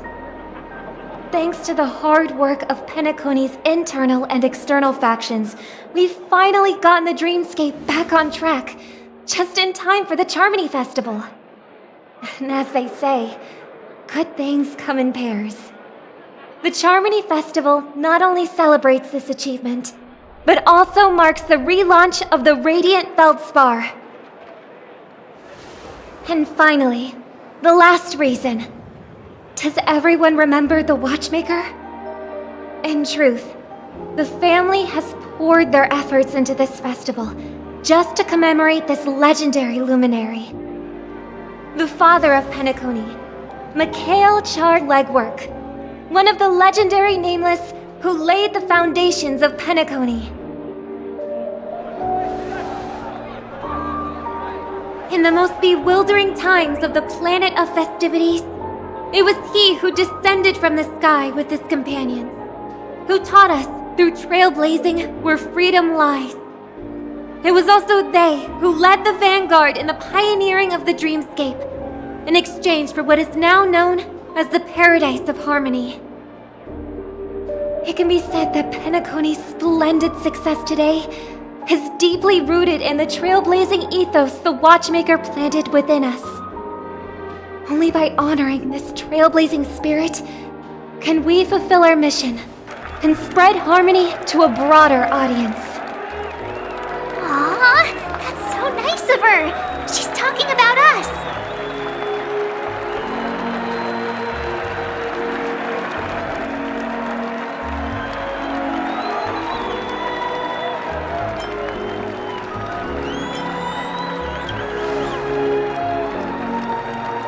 Obviously. Wait, why does that seem so ominous?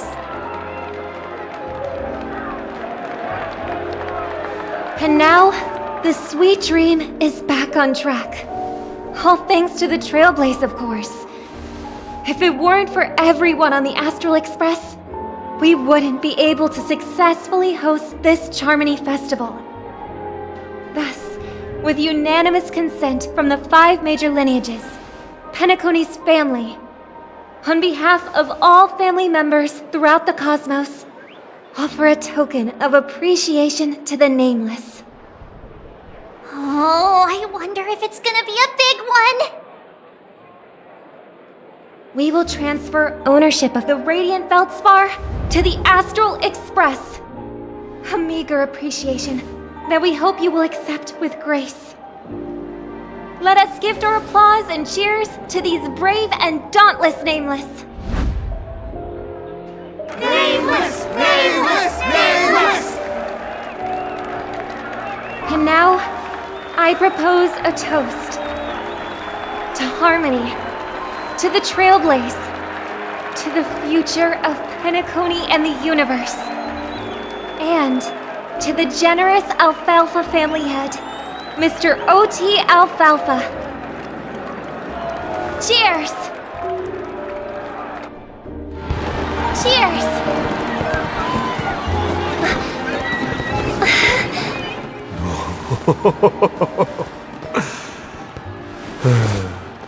To make a decision like that.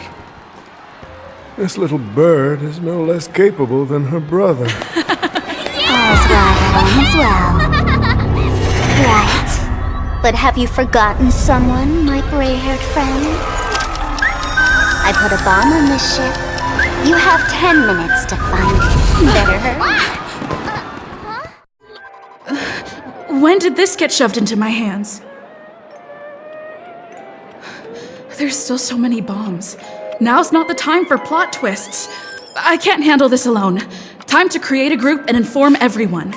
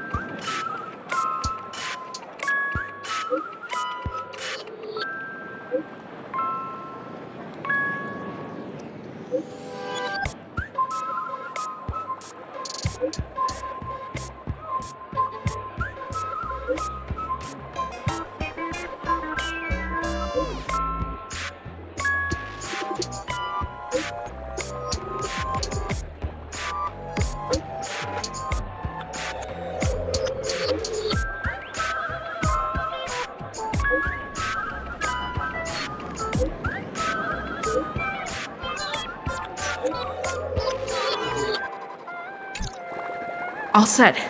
Let's start following the plan.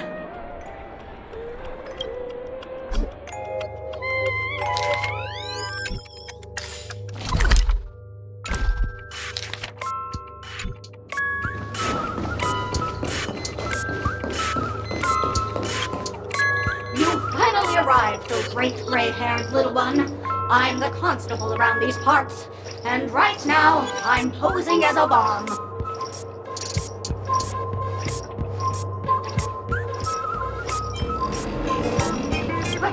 This is called foreshadowing. Alright, now that you've found me, it's my turn to complete my mission.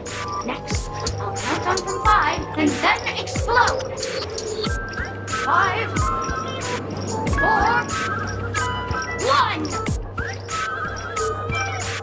Is it really that important? I'm not even a real bomb. Was it surprising, shocking, horrifying? No? Really? Fine. That's too bad then. You really ought to learn how to win a girl over.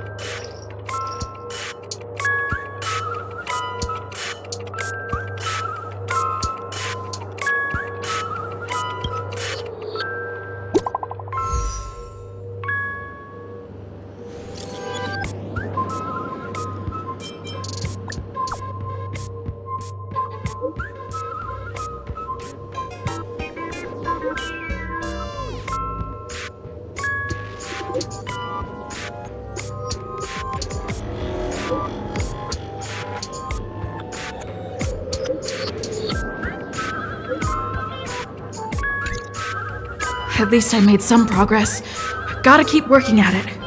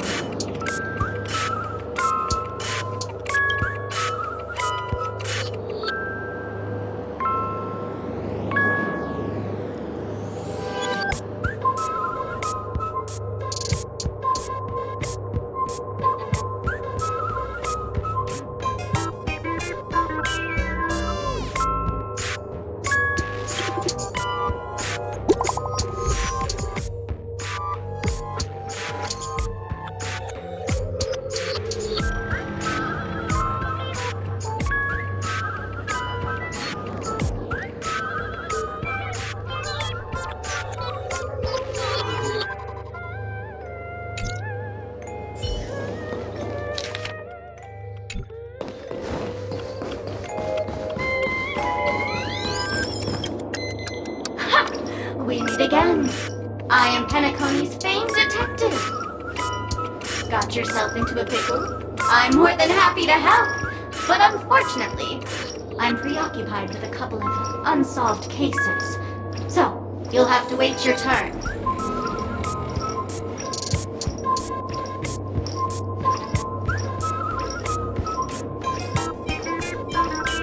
Oh, right. It completely slipped my mind. Dr. Boom specializes in explosives. I need your help, miss. You've had quite a few run-ins with Dr. Boom. And with the recent bomb situation, you're bound to find evidence that proves Dr. Boom is the killer. The first case is the Soul Glad factory arson case. We found a hammer, a doll, and half a liter of unidentified fluid at the scene of the crime. Our forensics results show it's a red herring. The second case is the Blue Hour auction robbery. A gang of masked thugs broke in, stole a fragment of the Astral Express, and left behind a large hammer, a doll, and a half-dead red herring at the scene. Those are all the details. The way I see it, there must be a link between these two cases that will be the key to exposing Dr. Boom. I trust in your deduction. Which piece of evidence do you think is the deciding?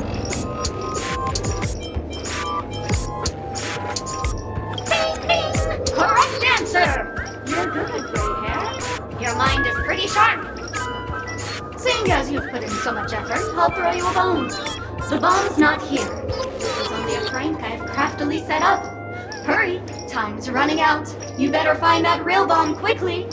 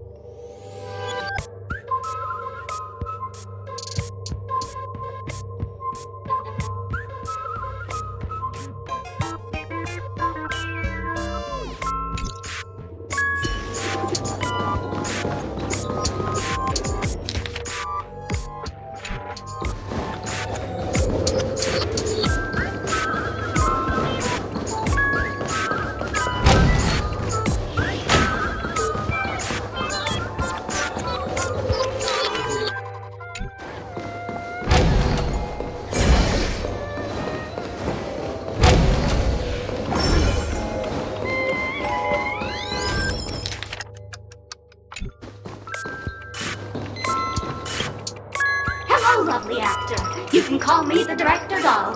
I often use this name in film credits. If you didn't know, I'm the one who directed the entire farce in Penacony. As the leading lady of the show, what did you think? Feel free to share your thoughts. Well, actually, due to the current plot requirements, you're only allowed to say one line. So, please try and resist the urge to share your thoughts.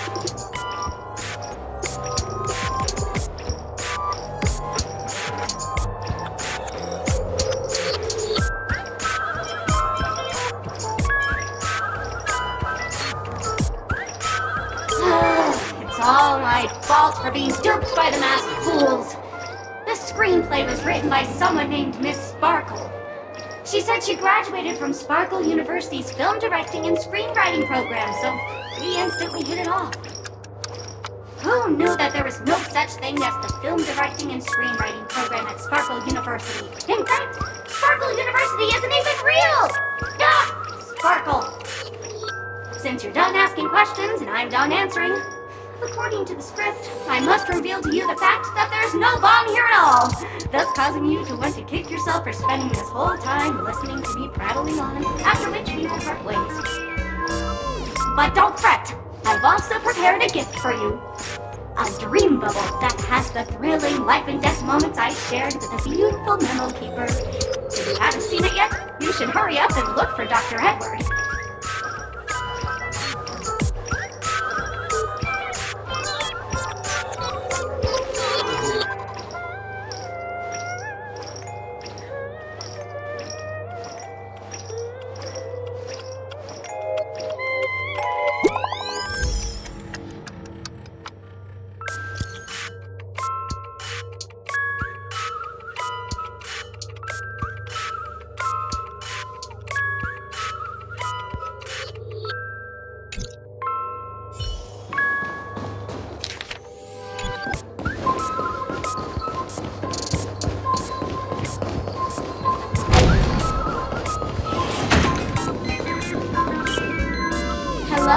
I'm a bomb. There's still some time before I explode, so you can take a look around first.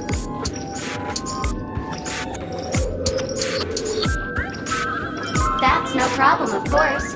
But if you don't want to go too far, I can also play a soothing tune for you in case you get bored. Now playing Never Give Up, Never Surrender by the trending superstar Ast Rickley from the Epsilon 12 system. Oh, hang on. Penacony's family have not purchased the rights to this song. We can't play it here. How about this? I'll recite it for you. Next up, please enjoy a recital of Never Give Up, Never Surrender. Oh, aha! If you ask me how I feel about you, don't tell me that you pretend not to see. They will never give you up, never make you sad. They will never give you up, never make you cry. They will never say goodbye to you, never tell lies to hurt you. Praise, aha!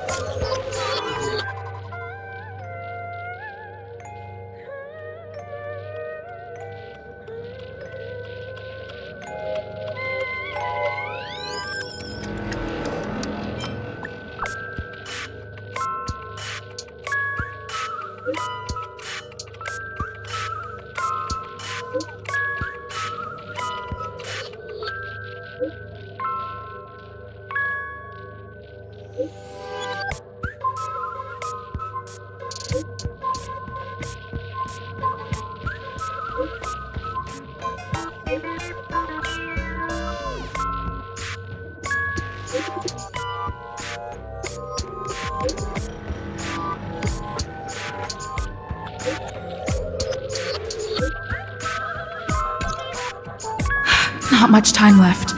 I hope I make it.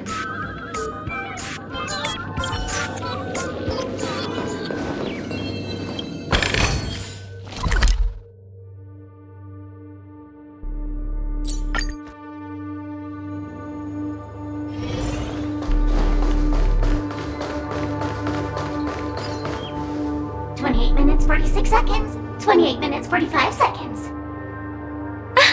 You're here!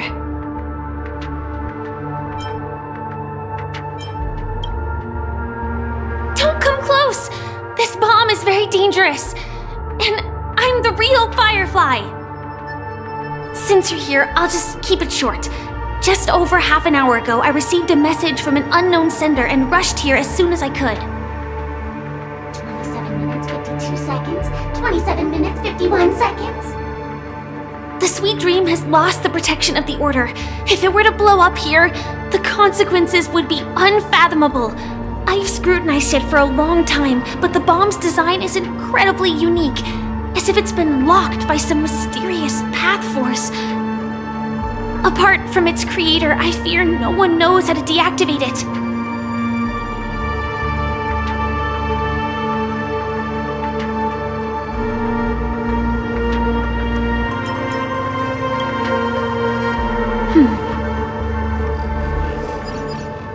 Actually, there might be another way.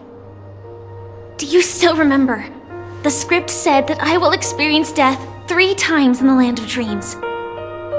I think this moment heralds the 3rd time.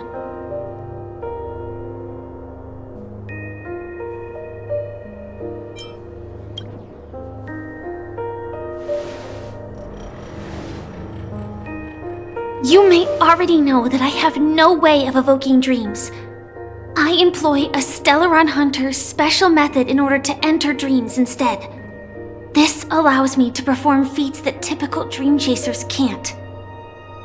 As long as I can bear the pain of the Memoria pressure, I'll be able to dive into the primal memory zone beyond the dream and extend a lifeline to the Radiant Feldspar. I will take this bomb into the depths of the dreamscape, as deep as possible where there are no living souls around. That way, at least no one will get hurt.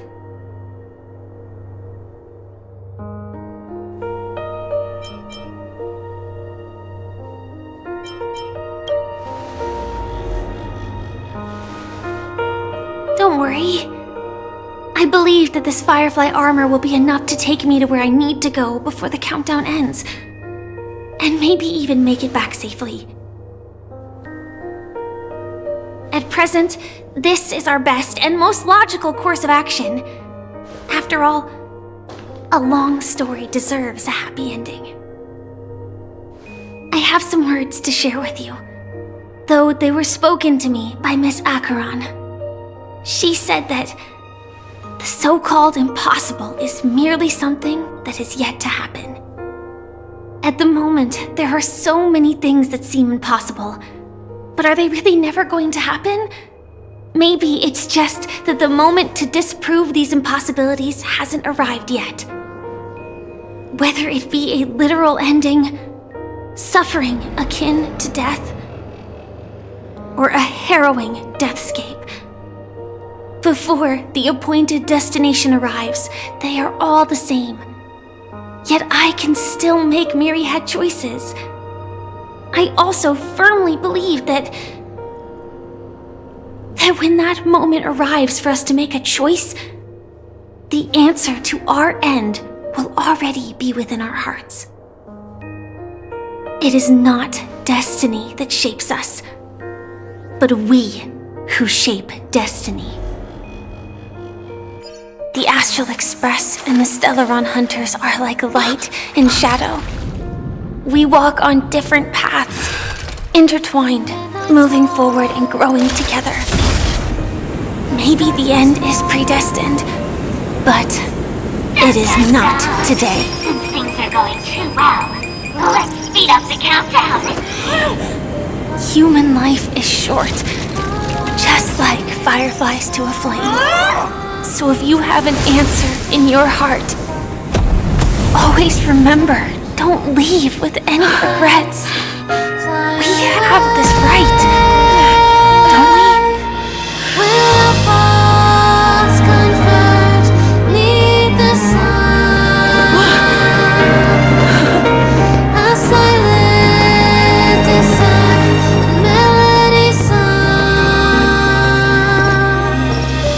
Since you care so much about other people's safety, why don't you go take a closer look?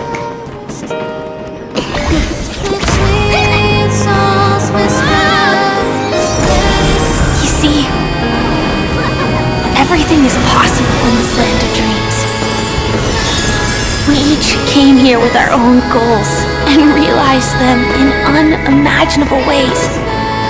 Regardless if the result was a sweet illusion or a bitter reality.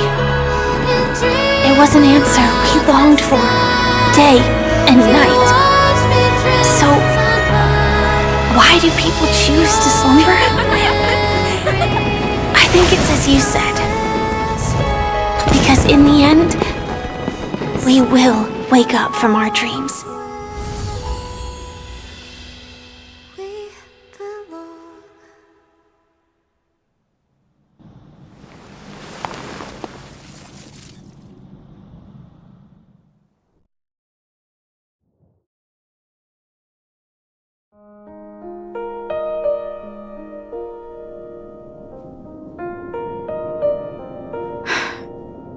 When I arrived, I happened to see a child holding it. He said the flowers were prepared by Aunt Jessie for the watchmaker and the war comrade he'd missed his whole life. Mikhail would place 2 bunches of flowers here year after year. And after he left, it became 3. Your wishes will always be remembered by someone. Now, Penacony, as you hoped, has welcomed the dawn after a long, dark night. The path forward may not be a bed of roses, but at least people are prepared to step forth towards freedom. Tiernan, you can go home now. While the Nameless are also preparing for the next stop of their voyage.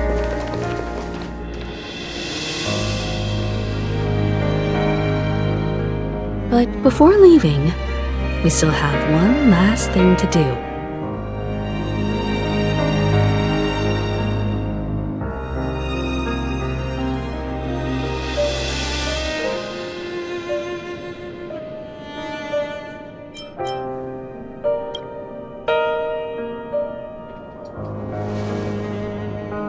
A fitting end to the tale of the departed.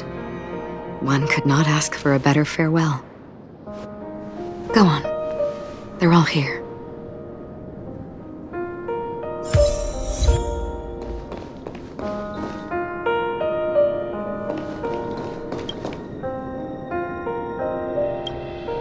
Honestly, when I heard the conductor's request, I was pretty surprised. The Nameless.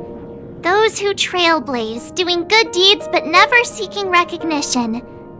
After all this time, how would we even find those 3 people in such a vast place like Penacony?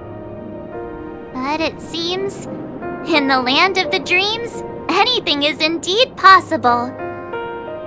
History may not remember the names of the dead, but the stars will attest to their journeys. The first glimmer of light in the prolonged night often illuminates little, as it is fleeting in the darkness too vast. But because of this, people will remember. As long as something shines in the night sky, then when the first star falls, countless more will follow, streaking across the horizon.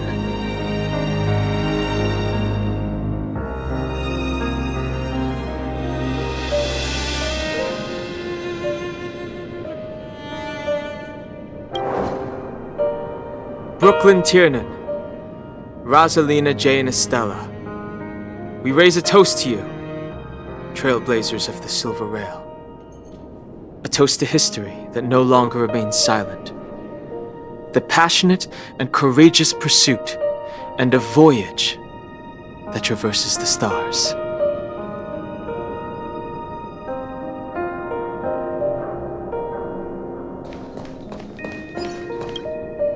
That statue. It wasn't here last time. Looks like this is the last riddle that Mr. Gallagher left for us.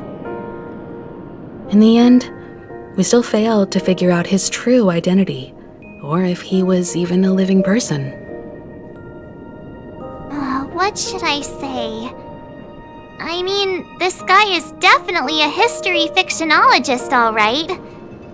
I'm suddenly reminded of the time at the theme park when he said he was only 13 years old. Could that have meant something too? Either way, he's an enigmatic character for sure. At least our journey together in Penacony was real enough. And his loyalty and love for this land must have been real too, right?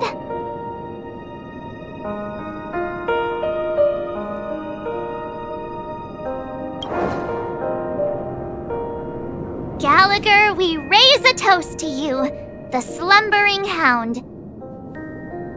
To the festival's invitation, to all lies and the singular truth. If we ever meet again, please don't talk in riddles.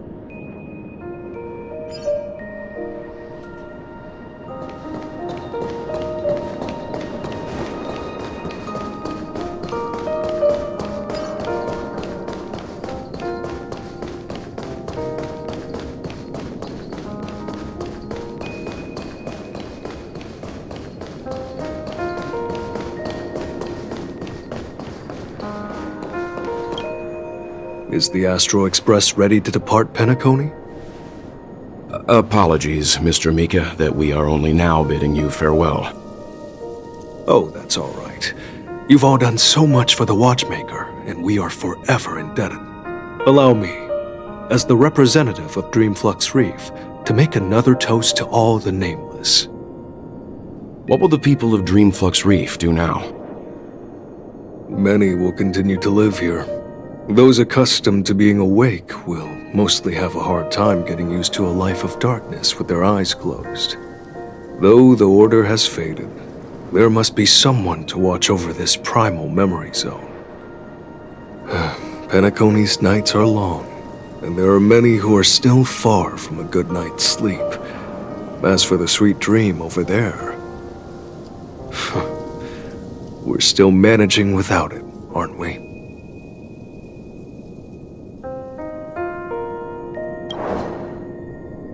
Mika and residents of Dreamflux Reef, we raise a toast to you, watchers of the long dream. To your tenacity throughout time, to each sorrowful night, and to the dawn that is finally upon us.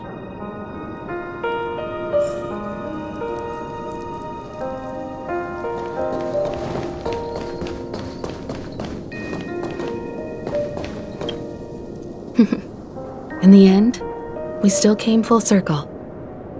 This trailblazing expedition started from the moment you and a bellboy ran into each other. After going on a journey of many twists and turns, they still ended up where they started. Just like a clock's hands that turn round and round, the start and end of each day will always land on 12 o'clock, the advent of time moving forward. There shouldn't be much left to say. This entire adventure started because of you, and should naturally end with you. And then, a new page will be turned.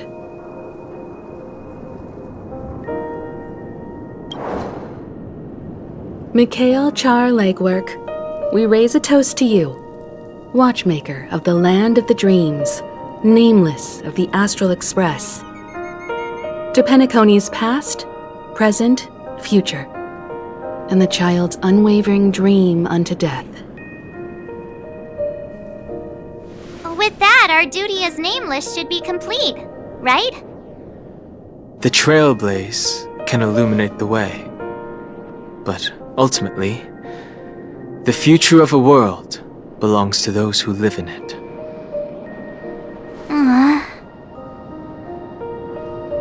I still feel that Mr. Mikhail must have really wanted to witness this day himself. What's on your mind, March? Just a strange feeling.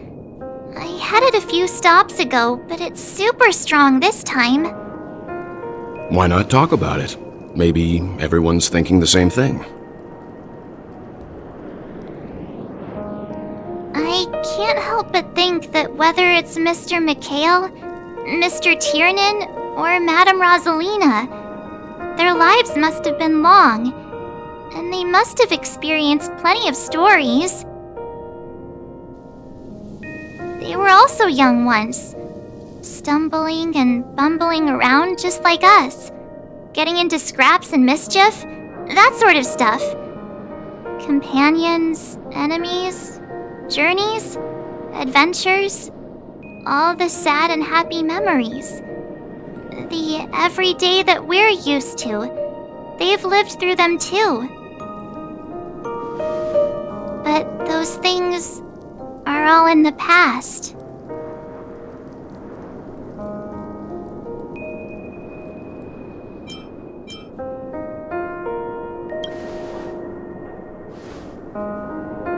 It's rare that I'm this serious. Can't you just humor me for once? Sheesh. It'll be easier to understand if I use an analogy. Like when you're reading a book.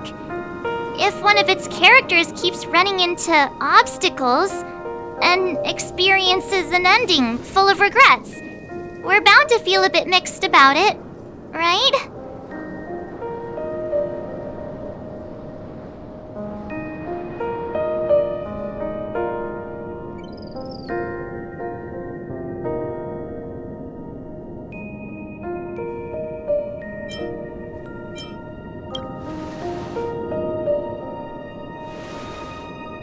To me, it's because we've seen every nook and cranny of their lives. We see these people as special. So, even if there are parts of it that aren't really realistic nor logical, we still hope that their story gets a good ending when it comes. But what if they and we aren't really that special? When Mr. McHale sat in this chair, waiting for the Astral Express to arrive every day, what was he thinking? And if, at the end of his life, he could still firmly say he had no regrets, then what is this regret we feel in our hearts right now? I think each and every one of us is searching for the answer to this very question. The universe is vast, and our lives are but specks. The trailblaze never ends, but against the backdrop of the cosmos, the average person's lifelong journey is merely a short stretch. But it is in this minuscule distance that paths cross and countless worlds connect. The universe may not remember every person who leaves a tie along the silver rail, but we will. As long as we remember, their stories will never end. And what Mr. McHale has left for us is his answer to this very question. It may not be perfect, but it left a smile on this storied, jaded old Nameless's face at the end of his life. And its meaning will be interpreted by those who come after us. It's not the answer that's important, but what we can learn from others' answers, right? This is what trailblazing is. Sure. I'm really sorry for bringing down the vibe. Quick, Don Hung, tell us a dad joke to lighten the mood.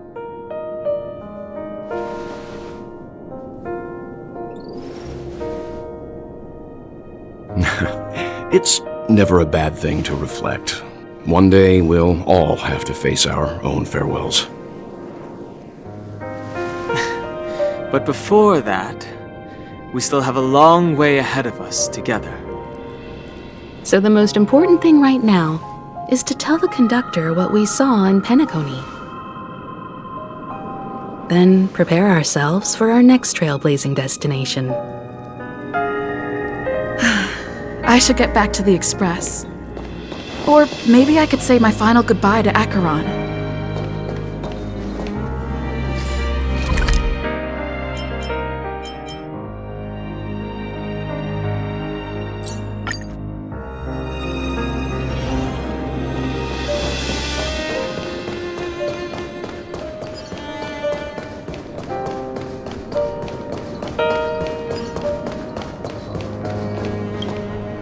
Do you still remember when we first arrived in Penacony? Who would have thought our paths would cross in such a way?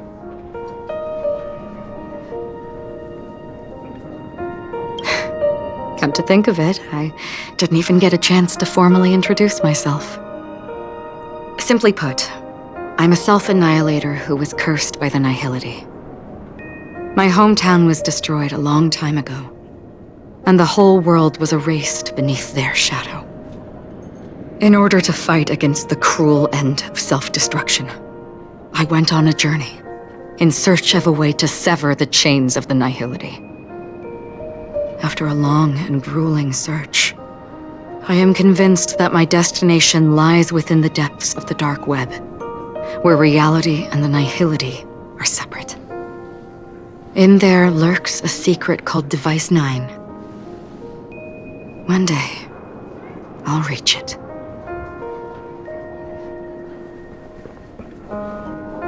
The ocean of stars is vast, and given our destinations, I'm afraid our paths may not cross again. But the trailblazing expedition ahead is always full of unknowns, and my blade is sharp enough to sever fate. As long as we maintain our original resolve, I believe there will come a day where we will meet again.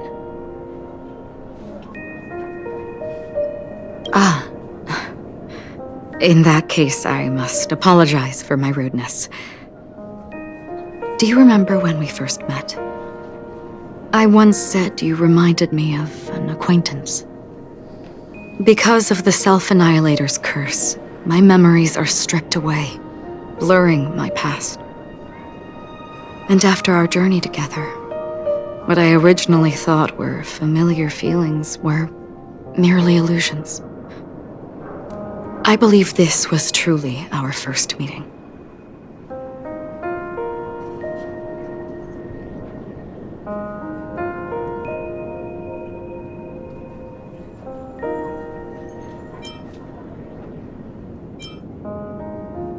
What do you mean?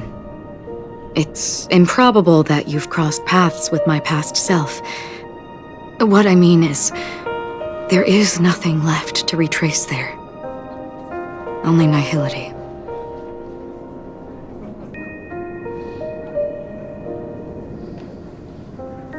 I see. You've also had a similar experience? Then you should know that this me and your memory of me are not the same person.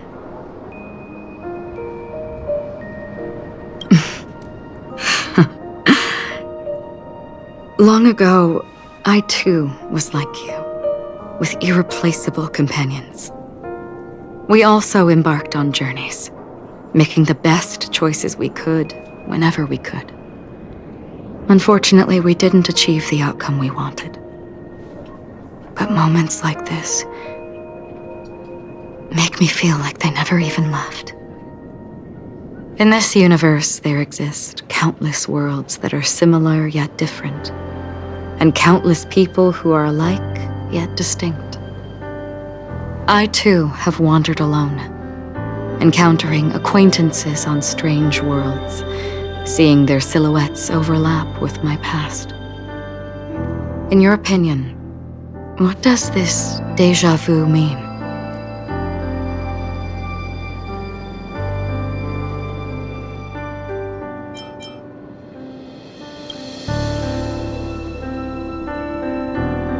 Attachment, desire, longing. They may all be right, but they are all incomplete. I believe it's not something external, but something that originates within us. An emotion that traverses time from a certain moment of our past to reach us. Perhaps it's a source of warmth and happiness, or maybe it brings pain and sorrow. Each time we reminisce on our past, we always seem to notice a tiny but unforgettable instant that we left behind us, along with certain other things that remain constant throughout. That is a summary of our lives, encapsulating everything about us in these moments, proof of our shared path. Within them, we glimpse our own essence. And thus, we truly exist. Just like everyone in this story, hurtling onwards along the path of destiny with passion and courage for the things that breathe meaning into their lives. Set forth on your voyage without hesitation, Nameless, on the path of the trailblaze. Even if the ending has been predetermined, that's fine. There are countless things that humans cannot change. But before that, on the road towards the end, there are still many things that we can do. And because of this, the end will thus reveal a completely different meaning. This is the meaning of journey. All those things, beautiful before, are still so now. And I believe it will still bloom at the end of the nihility. Until we meet again beneath the sun's rays.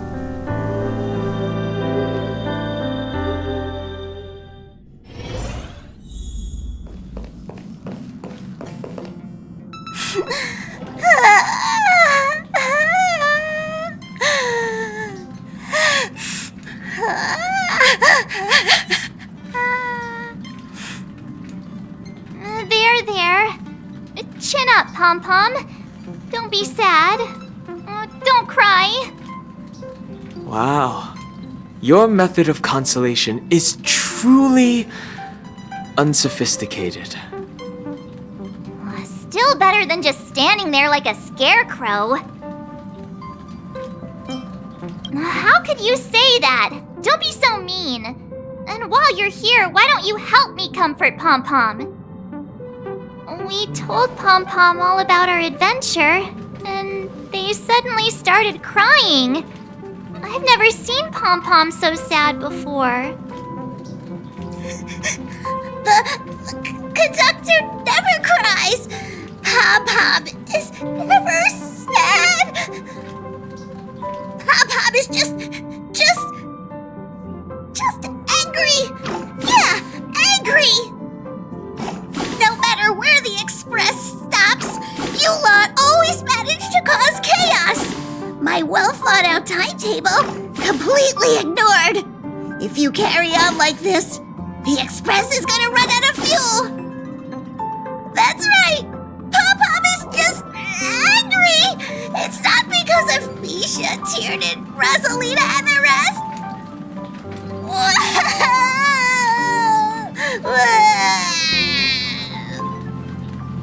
It's okay. Oh, Pom-Pom, just let it all out. Everyone, could you all take a break in the next car? Don't worry. I'll stay here with Pom-Pom. But... Let's go, March. It's okay. Oh, Pom-Pom, just let it all out.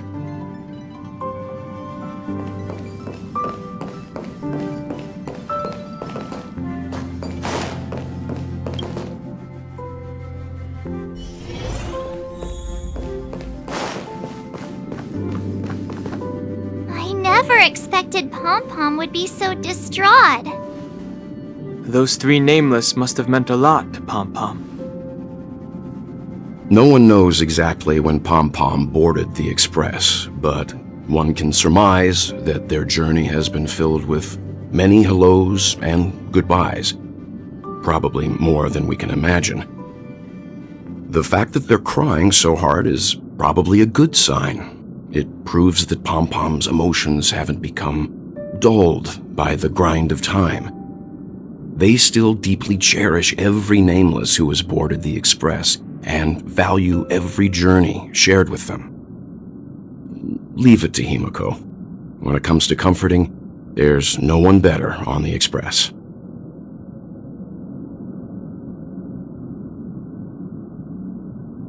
Well, they were a little emotional at the time, but I'm afraid that's not out of the question.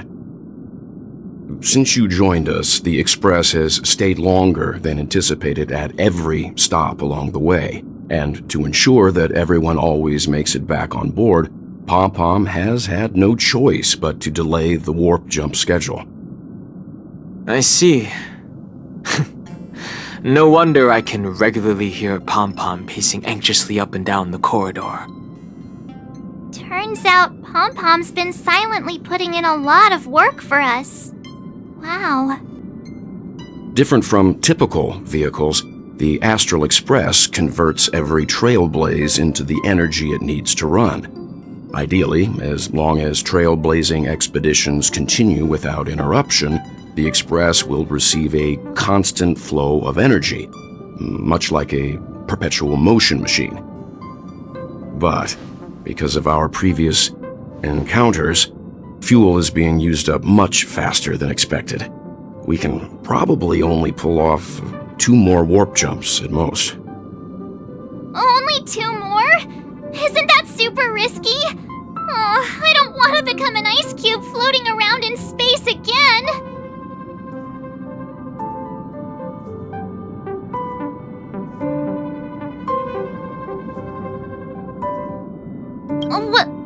When you put it like that, it doesn't actually sound too bad. But I don't even want to become an adorable ice cube floating around in space again.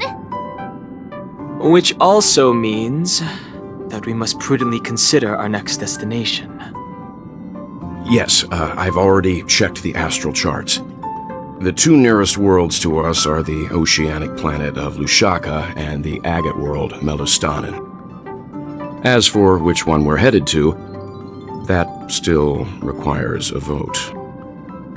Or perhaps you might consider a suggestion.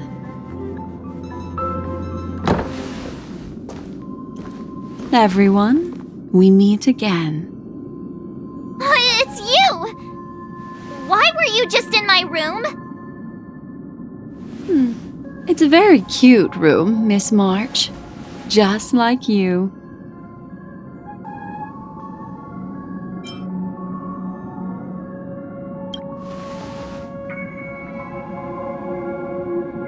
Memo Keeper, let's put aside how you managed to sneak past everyone and board the Express for now. You mentioned a suggestion. I accidentally overheard how the Express obtains fuel. I just wanted to chat with everyone to see if we could work together. But now, it appears my suggestion could be the very lifeline that saves everyone. Please speak candidly. Depending on what you say, we could very well ask you to disembark. The Permanence's descendant. What a charming little dragon, especially with those mired memories of yours. But I digress. If the Astral Express is in urgent need of a special trailblazing expedition to recharge its engine, have you all considered this? Perhaps your destination could be a world that even the renowned Akivili never reached. Should you be able to lay down a new stretch of silver rail, the Express may never have to worry about energy ever again. Trailblazing to a world that even Akivili has never been to? Is that possible?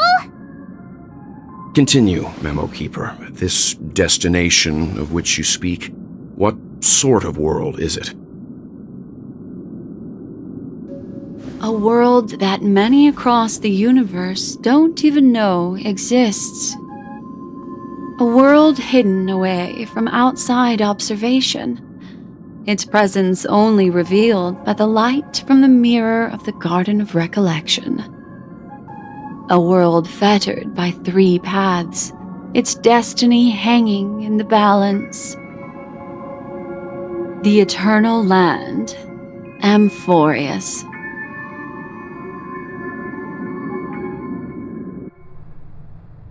I hope I'm not too late, child.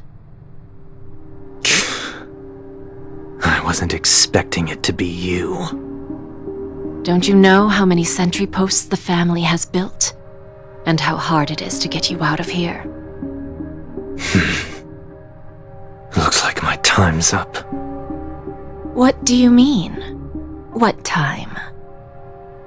Negotiation, interrogation, or death. My fate lies entirely in your hands, Lady Bonajade. The dance is done. Why bother with the compassionate pretense and give someone who's about to die the chance to talk? Despite your fall from grace, you still look well. I'm very glad to see that you're so full of verve. Do not insult my pride with half-veiled sarcasm. Have you specially come to see me just to sate your vile vanity? Oh, of course not. I merely came to fulfill your younger sister's wishes, to offer you a generous trade. That is, if you're willing to accept. Robin? To build a true haven where everyone can attain peace. That's the oath between you siblings, isn't it? If I told you there was still a chance to realize this vow, would you be willing to talk to me then?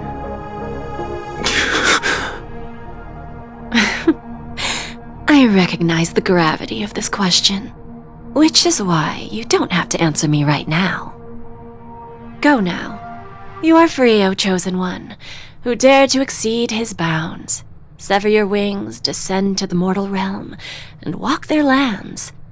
See what this world is truly like. I will not accept your charity. As I mentioned earlier, it's a trade, and you don't have to give me an answer right now. Rewards are not reaped in a day, and if there's one thing I'm best at, it's waiting. The sweet dream still continues, and the night is still long. You have plenty of time to contemplate your answer. A word of advice for you before we part ways. A word of warning from someone who's been in your shoes before. Life is too short to miss out on golden opportunities.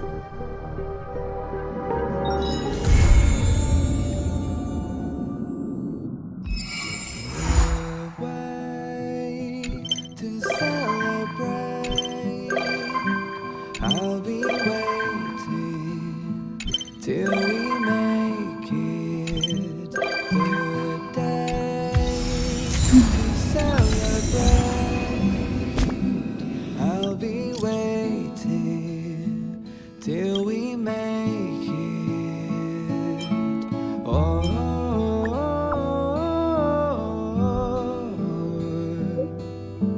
we will see.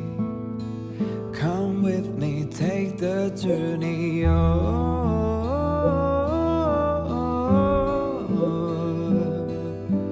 We will see.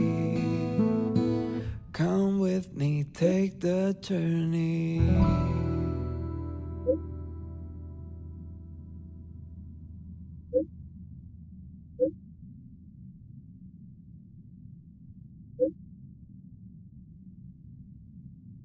The way to celebrate. I'll be waiting till we make it the day to celebrate. I'll be waiting till we make it. Oh,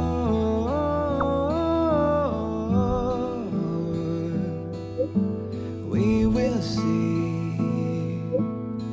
Come with me, take the journey.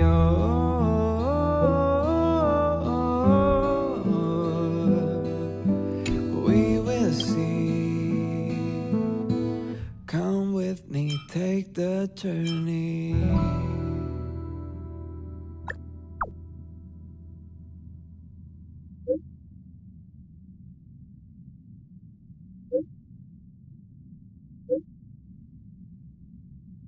The way to celebrate, I'll be waiting till we make it. The day to celebrate, I'll be waiting till we make it. Oh,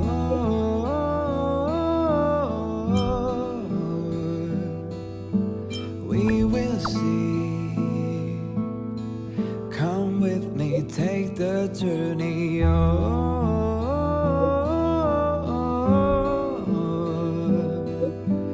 We will see.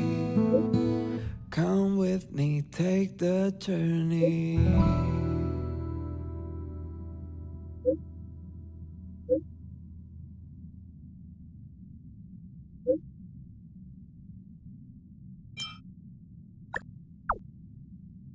The way to celebrate, I'll be waiting till we